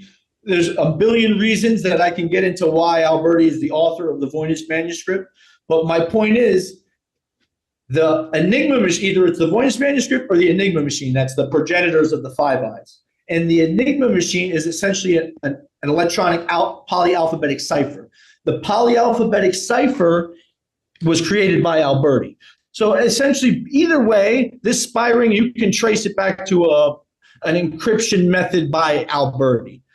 So that's why I think that these guys are, and not only that, just they're the definition of what they are, obviously, but I don't think they are the agency. The agency uses them as tools, uses things like this as tools. Because, for example, I'm sure there's a very similar intelligence agency for non-English speak. You know what I mean? Like, I'm sure the Muslims have their own version, and a bunch of the Chinese, and they've penetrated them.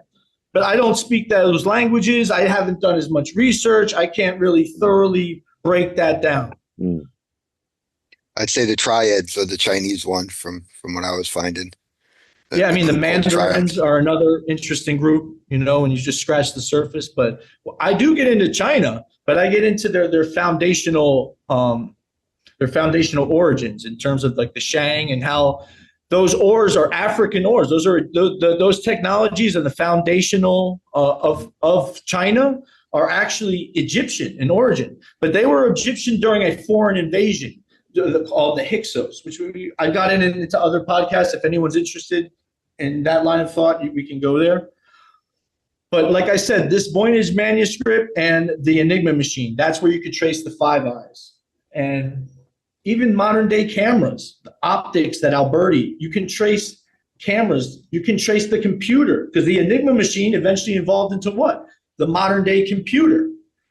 So all this intelligence information to this very day, even the eye with the triangle, that comes from the Vatican during Alberti. That was his logo. He was the first, if you actually look at where that logo, you could say, yes, the eye of the Egyptian winged eye. There was definitely, but no, in terms of the triangle with the eye and what we commonly associate. I see it all in Catholic churches everywhere still. Right. So this is something that is a product of Alberti. You can even the Vatican. The Vatican was actually built in the 15th century. This is historical fact. It's not like speculation. It was Pope Pius V. This is Alberti's main patron, who also co-signed the African slave trade and then the Atlantic. This is that whole time. This is when I actually think people first got exposed to different races. I don't think before that we have because you can. That's why I mean in history, more tribal. Back, there's a historical narrative that white people have been perpetually in and out of different places. But I think that that's just a result of all history folding in on the 15th century and the narrative being crafted by Europeans. So it's going to reflect that. Interesting. Yeah, there's a lot. That side of it is that's a crazy rabbit hole, isn't it? The idea of who was where, when did they move over to here? Because it seems like with some tribes, even it seems like there's a back and forth. Right. And then even for example, a lot of depictions of Hannibal in Carthage, modern day Algeria, Morocco. There's a lot of people he was black for sure, because you look at the modern day population, but maybe he was, maybe he wasn't. The point is that you can get lost in that. It's just like Genghis Khan. We've talked Genghis about Khan. Genghis Khan. Some of the earliest books have him having red hair and green eyes. Yeah. But yet they show us this Mongol looking like Asian nowadays. Yeah. Exactly. Because if you look at the origins of the Mongols, they were labeled as Turks. And even if you go into for example, the Turks, they were Khazars. These are people from the Ukraine, and you trace back the Khazars. They come from the Kushans, and these are the same people in India, the Greco. And then you say, that's wait a minute, exactly what I'm on about. Yeah, from the Indus Valley, and you're like, wait a minute, when is this? These are all the same fucking people. That's what I'm talking about. You end up, and like you said earlier, we're all human beings. I mean, whether there is a little mix of alien in there, I don't know, extraterrestrial, like you're already saying, but because you speculate. Here's the thing. This is, and it's controversial, but the reality is this: you can, and I went on AI yesterday just to verify this because I put it together on my work, but I just wanted to see what different AIs had to say about this, and it verified my claims. Lo and behold, obviously they spinned it in different ways because it's controversial, but when writing emerged is but they say according to the Bible, it's between 300,000 and 500,000 years ago, writing emerged. Now, when writing emerged, this is the same time that there's a lot of different. This is the same time that the Bible said that the universe was created. Okay, so ironically, the same time Sumerian cuneiform comes about in Iraq is the same dating, the same thing. This is history. It's 301,006 BC, something like that. they talk about 4 to 6,000 years ago. It varies on people's things. Now, mind you, Noah's Ark ended up in Turkey, Mount Ararat. That's where the oldest Indo-European languages come from. That's where we could actually, in terms of actual history and writing, because we can speculate on the Vinca script, but that has a lot, and that's north of the Black Sea, which relates to Sumerian cuneiform. But in all reality, Turkey is the consensus in the historical narrative is where for example, that would be what we would call Old Latin. Old Greek comes from Turkey. That's Hittite. So at the same time, the mutation for white people happened. This is because before that, a lot of people think white people have been around forever. No, or the Neanderthals were around. But once Africans came and mixed with those Neanderthals, we started to develop, and we didn't even develop light skin and light eyes. That mutation, HERC2, for example, comes from one common ancestor. So all blue-eyed people have one common ancestor. You can trace back to the same time writing, the same time with the creation of the universe. So you trace all this shit back, and you got to say to yourself, wait a minute, has the whole fucking historical narrative been fabricated by Indo-Europeans? Honestly, let's Well, that's what Fomenko, I think, is alluding to.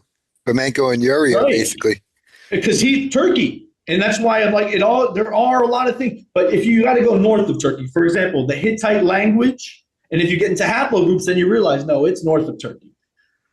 The Hittite language is intrusive to Anatolia, which is modern day Turkey or Constantinople. It went by many different names. It's important to name them by the different names because a lot of people, when they hear, they're like, wait, Constantinople, Turkey? Well, yes, that's the same friggin' place, man. Yeah. That was called Anatolia. That's also called Asia Minor. It goes friggin' all the way back. Mm-hmm. And yeah. That was called That's Asia Minor. That's how they get us lost. That was called Asia Minor. And then so Asia, as we know it now, was Asia Major, or what's the deal with that? That's a good question. I think it was East Asia. I'm not exactly sure. But if you look at, for example, the Bible, Shem, where you see where Semites come from, it's Central Asia. A lot of people think, it's the Semites come from. No, that's the land of, so it's, and this is what I mean. A lot of these documents were written as subversive, not fairy tales. They basically used people's myths to assimilate them from within for control. That's what it looks like to me. Like a lot of these religions are essentially land deeds and claims. Like when Abraham bought the cave, Abraham, the first Jew, bought the real claim to the Jews having a place in Israel. Because after all, Abraham was what? A Sumerian. He was from Babylon. He was from Iraq. He was told by God to come to Israel. So when you look into who he bought the cave from, it was the Hittites, the Indo-Europeans. So that in itself basically, and even in the Bible, the Hittites are referred to as what? Canaanites. But Canaanites also spoke a Semitic language, and Hittites are an Indo-European language. But they're still conflated. So what's going on there? Was this inserted later? Well, I guess it's the thing of like, someone's relaying it after the fact. And often when that happens, there's going to be a little mix up here. Oh, those people from over there. Exactly. Those people from over there might not have called themselves that. But this is what people telephone game. Yeah, people from outside of that crew are like, yeah, they're the so-and-so crew. And it's like, actually, it's them lot that are over that side or whatever. So, yeah, it's all going to be speculation, isn't it, at the end of the day, I guess. Exactly. Exactly. But yeah, it's still interesting digging into, what trying to find the truth. That's it at the end of the day, I guess. Well, that's it. You know what I mean? You got to ask the questions, and ultimately, like we talked about earlier, the truth is always in front of our face. We can trust what we've seen, what we've experienced, what we've been alive. I'm living off experience. LOX. LOX, baby. And so I that's what I know. I know what I see. I know, I'd love to subscribe to his idea with the aliens, but I ain't never seen no alien. If I see one, I'll say, yeah, okay, I'm friggin' sold. But no, man, I haven't even, maybe tripping on acid or taking some mushrooms. There's something in the sky, but nothing really concrete, Yeah, and I guess he's saying that there's a possibility, and we shouldn't dismiss that fact that and that's what I mean. I don't mean to.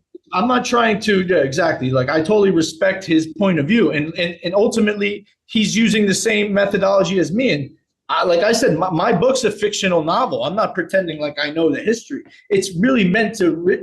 We want to ask these questions and say why. There's some correspondences that we should highlight and be like, okay, why is it this, and where did it come from? And my rationalization is history was created during the 15th century, when we know in fact that yes, Europeans did outpace the rest of the world technologically and went into many different cultures that they previously did not.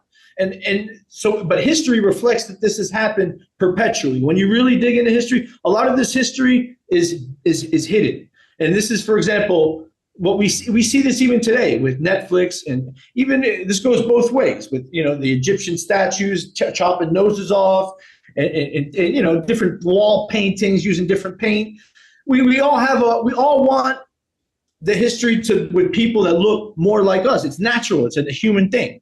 So, but what this is cancel culture, and for example, I will say, I'll say that I definitely see that. I see that a lot, like throughout life or whatever. But of late, especially in this sort of community, where it does feel like there is a tribal factor to it, where it's like, oh, did you know this was really about this from, but Right. I think And it's good. Don't get me wrong. It's good to ask those questions. And for you, well, you really want to explore that stuff because those are once you ask those questions, you can start to get to what the consensus is. And that's probably the best way to measure the truth is taking in a bunch of different viewpoints of different viewpoints, not the same. exactly. I think it's important. Yeah, I think it's really important that we do that as well. So even like taking in the info that we might be biased against, where we might be like, oh yeah, whatever. But just to make sure, because you want to kind of, like make sure that what you're looking at has got any meat and bones to it. Otherwise, it's going to be like, you're just going to be exactly spewing a whole bunch of rubbish that has been lies forever. You're carrying on the lies. And so I think it's important that we all have these sort of conversations and keep our minds open to other ideas as well, because you can never stop learning, man. Absolutely. And I think the agency uses this. They use the whole idea of cancel culture as a gauge to know when it's time for the next reset. Because I believe they know how to also. There's natural disasters and cataclysms, yes, that they also know when to capitalize on. But I think that they also synthetically create problems. You know what I mean? Oh, yeah. So, and I think that, when you even getting into the Bible of flooding the earth, there's correspondences there. And the whole idea of resetting and the Renaissance man and a savior. This is something, a Messiah. Every generation, I really think, we have this. We have and not even every generation, even when you really get into the real, it's ourselves. We are. When you really want to start studying this and friggin' take a bunch of Adderall like me and friggin' stay on Wikipedia for friggin' months, you come to that conclusion. You're like, I'm the king of the first castle, baby. But you also don't want to be. Obviously, that's ego talking, and you got to friggin', you don't want to just deny people's histories or anything like that.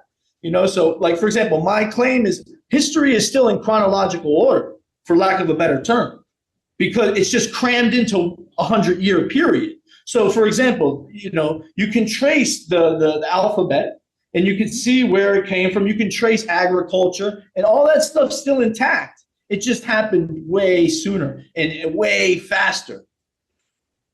Yeah. Yeah, I guess that's the way to look at it, because that's the baffling thing for a lot of people is like, what were you saying? They took out 1,000 years or 300 years or however many you want to say. Like, that doesn't make sense. This happened then and that happened. But then it's true. If you actually delve into the time frame, like even the Napoleon shit is like, I think he must have went to Egypt and America within like weeks or something like that. Yeah.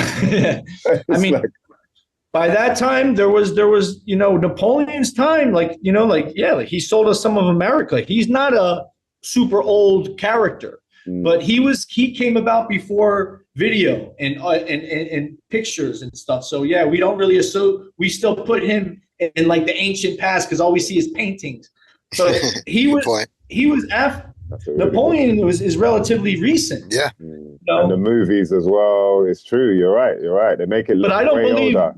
Don't get me wrong. Like Iouri was saying, history was also remixed again by Stalin. There was people later on, the pro-Russian, the pro-German Romanovs in the 18th century. So this has been done multiple times. So we don't really know which remix is legit. I mean, the thing that gets me a lot with the Fomenko stuff is there's no way to argue it when they're showing you these books and stuff and they're saying it's, 1536, but then you're clearly seeing a J and an I in 536. There's even some books. I mean, that to me is pretty obvious that they added 1,000 years in. And Michael, you probably never heard me say this, but I've said it on other shows. Last year, I was with my uncle at a family event, and he had a document of when my great-grandfather came from Italy to Ellis Island, America, and got the document. And right here, what we're told is 1921. On this document, it says I-921. So it wasn't even that long ago that they were still saying it was the year 921. And now they tell us that was 1921. I mean, I definitely think there's stuff to this. Yeah, that's interesting. To where I think, like you said, a lot of this stuff happened pretty recent and maybe all at the same point, and they've just been, spreading it out, trying to make it seem a lot longer. And then, I mean, if we want to get into, aliens and stuff like that, because let's say hypothetically all this did happen. I don't believe in aliens. I don't think they. If we want to, let's just have a little experiment and with the imagination for a minute. Yeah. Okay. All history's folded in on the 15th century. That would hypothetically place the Stone Age in the 14th, 13th century. So if you trace the Stone Age people, you say, okay, when did we actually start? We can say that Neanderthals are friggin' vampires and werewolves, because if you look at some of the depictions of them, and then you're like, wait a minute, were they still around in the 15th century? Were dragons? I don't believe any of this shit. But this is, if you really want to take that line of thought to extremes, you can, and you end up in a fantasy place. That's kind of what I'm trying to say, is because you never really want to go to extremes with anything. I kind of like to stay in the middle, so I can kind of like, when you look at a mountain, if you're on the end of either mountain, you're in the friggin' bottom. But if you're in the middle, you're at the top. And that's kind of how I keep my perspectives, even politically. Everything, I try to stay balanced. So, because it's important to take in what everyone else is saying, not just me. I have my own biases. Yeah. So anyway. No, I agree. And me and Diggy actually talked about this a couple of days ago. I mean, I'm the same way. I feel like you got to listen to everybody and then come up with your own conclusion. If not, you're being biased, and to just surround yourself around people that think the same way as you, you're never going to grow or learn anything new. You're just, like preaching to the choir. If you're just around the same stuff, hearing the same things, that's why I'm not afraid to listen to anybody talk, and was happy to have you on talking about your book or Iouri or anybody. And then we all have our own, mind to process, like you said, and somehow, being on top of the mountain, like you said, in the middle or whatever. But I'm the same way. I'm not afraid. The truth shouldn't be afraid to hear someone else say something different. I'm not afraid of someone talking about aliens. Exactly. It's not going to be like, oh, now I believe because this person said it. Right. Or even like, oh, I hate him. It's even worse if you're like, oh, I hate that dude because he said that. Yes. Yeah. Exactly. He believes in aliens. I don't like him. Fuck people. I can't trust nothing now. Fuck that Never dude. trust a guy that believes in aliens. Yeah. But there's for example, in every joke, there's a little truth. So, for example, look, when I do see somebody that does believe in aliens, I ain't gonna lie. I ask them, "Have you ever seen an alien?" And I try to say, "It's possible." Hey, look. Yeah. Because if you believe, you're like, I remember a near and dear friend of mine's like, aliens exist. I'm like, have you seen an alien? Honestly, like, how are you so sure? Yeah. And then I got into a big thing with it. This is someone I've known since I'm 4 years old. I'm like, how can I fucking trust you with anything? When you're telling me, and he's committed. He's like, aliens fucking exist. I'm like, dude, how do you know you've never seen a fucking alien? Come on. This is hearsay. This so-and-so, look at this documentation, blah, blah, blah. I'm like, these are other people telling you this. Exactly. I about 12 years ago, I did an interview with this archaeologist called Jonathan Gray. And at the time was the big thing about ancient aliens, right? That show that everybody was into, and it was all based on Zecharia Sitchin's work. And here it is. I have this archaeologist. He's like, yeah, Zecharia Sitchin, he translated that wrong. And he said the scientific community, a bunch of scientists translated it, and it didn't mean aliens. It meant royal bloodline, the word Anunnaki. Right. And then people got mad at me. The people who wanted to believe in aliens got mad at me. The Anunnaki, what did they come for? They came for gold. what did the Latins come for? Gold. Yeah. You know what I mean? Like I believe those Anunnaki are friggin' Italian humanists or humanists. Yeah. And who knows? They If were they're probably a Italian, powerful they could royal be, bloodline. yeah, they could be humanists from Iraq. You know what I mean? For example, Mehmet the Conqueror from Turkey, the one that took that when the fall, he was a human. This is an actual historical fact. You know, he was huge in the Italian way of life. When people think about things, yeah, I mean, yeah, there's been a huge ripple in history with Rome. We can't deny that when you talk about a huge spread, you look at the Imperial Chinese or Persia, big empires in the past. Where do you see to this day in the world a bigger imprint? Rome, honestly. Yeah. All roads lead to Rome. So that, you got to ask yourself why. Yeah. I mean, there's definitely a strong factor with Rome, man. Even, everywhere. Ireland, like you go to Ireland, you see wherever there's like just so I could highlight this in terms of the argument with my friend with the aliens, even though he's still committed, I get it. I understand because look, I wasn't in the 15th century and I'm friggin' sold on a bunch of my ideas. So I'm guilty of it too. You get me? And I eventually I admitted that to him because we can play that game. Where it's like, wait, but we all have our beliefs, but you always want to be skeptical. Always. I mean, but the difference is you've got your proofs. You've got, things that you can present and say, look, this is why. But with the alien thing, it's like, well, in ET, the bit where... In some cases, yeah, it's just like that. Right, yeah. It's like in that movie. No, but in that movie, like they don't even present an argument. It's just like, they're there, man. They're there. Listen, man, we got to get into it properly, though, definitely, man. But let's wrap this up and then... Absolutely. We want to get you back, obviously, speak about your book. Cool. Getting more in depth into that, and as well as there's a few questions I'm sure a lot of the listeners are going to have for next time as well. So if you'd like to be, we'd love to have you back again. Absolutely, anytime.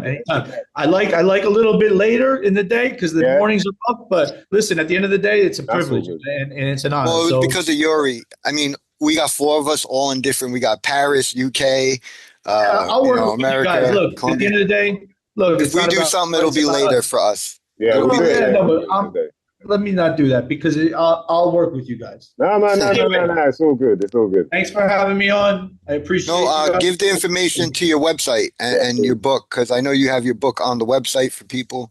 Yeah, so it's available right now for free, the audiobook and ebook. It's my name, which is displayed on this michaelanthonyalberta.com. And yeah, on the first page, I wrote a few different books, but this is the most recent. And not only was the book available, I have all the receipts. Like during my journey, I put together a long Google Doc, and there's a 5-hour presentation on my YouTube channel, which you can explore more. What's the YouTube channel handle? Is it the same? It's my name, Michael Alberta, at Michael Alberta, not Anthony, just Alberta, MICHA Alberta. My name's right there. Yeah. Love, man. Thanks a lot, Michael, man. We appreciate you coming through, bro. Yeah. Peace, guys. Talk to you Love soon. the energy, too. Love, man. It is. High energy. Love, man. All right, guys. I'll talk to you soon. It's a pleasure. Man. Peace. Good talking. Peace. Yeah, man. Vinny. Jeez. That was a deep one, man.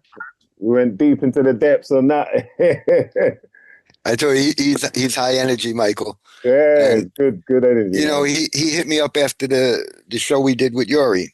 And he told me he was really into the Fomenko research and sent me some of his stuff. So he wanted to do a show with us. I said, why don't you, I thought it'd be cool to have him be able to talk to Iouri himself.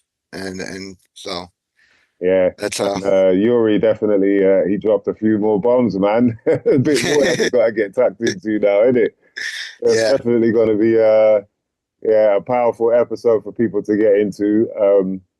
You got any last words for the crew? No, I again, like what you were saying, to me, we should listen to stuff. Like obviously everyone who knows me knows my views on things don't agree with a lot of the things that some of the guests will say. Yeah. And, just like I'll do a show with someone and they're not a flat earther or they are. And it's to me, we shouldn't get angry at people who don't see the things that we see or don't agree with us. And we shouldn't be afraid to listen to, I'm someone who's always calling out evolution and science and certain things, but I'm not afraid to listen. You know what I mean? Like, to me, we should be able to, like you said, listen to all sides. If not, I don't feel like it's right. If I just hide and I just cover my ears and I don't want to hear anything, that someone comes from this viewpoint or, Yeah, a yeah, non-Christian or this or that. I don't think it's fair. And I don't think that's being a good investigative researcher. So, I'm for free speech and I'm for listening, letting everybody say what they have to say, and the audience should make up their own minds, just like yeah. I make up my own mind and you do the same thing. For real. I So, think the fact that, as we know, man, us not really knowing what the truth is, it's not really got to worth be us. open-minded. Yeah, Yeah. it's not worth us getting emotionally invested in other people's viewpoints or their, things that they might put across that they believe or know or Yeah. because it's just like, okay, man, you've obviously seen enough that makes you believe that, or what? That's like, yeah, it's like I don't, but there's no point in me going back and forth with you because Yeah. we both haven't really gone into depth into what we believe or what we've seen. So it's quite Hmm. simple, man. But yeah, I hope people enjoyed that, man, for sure. We'll definitely be back for some more. You know what I mean? Vinny and Yeah. Mice investigates. Yeah. I want to get my law guy soon. I want to do a show on law. I think it'd be really important. I want to get this law expert, Tazadak, do one with him. Oh Obviously, yeah, Corey yeah, yeah, Mayu. dope. Corey dope. Mayu on that stuff, and Mm, and then the big one is David Icke coming up in man, I think like 2 months or less than 2 months.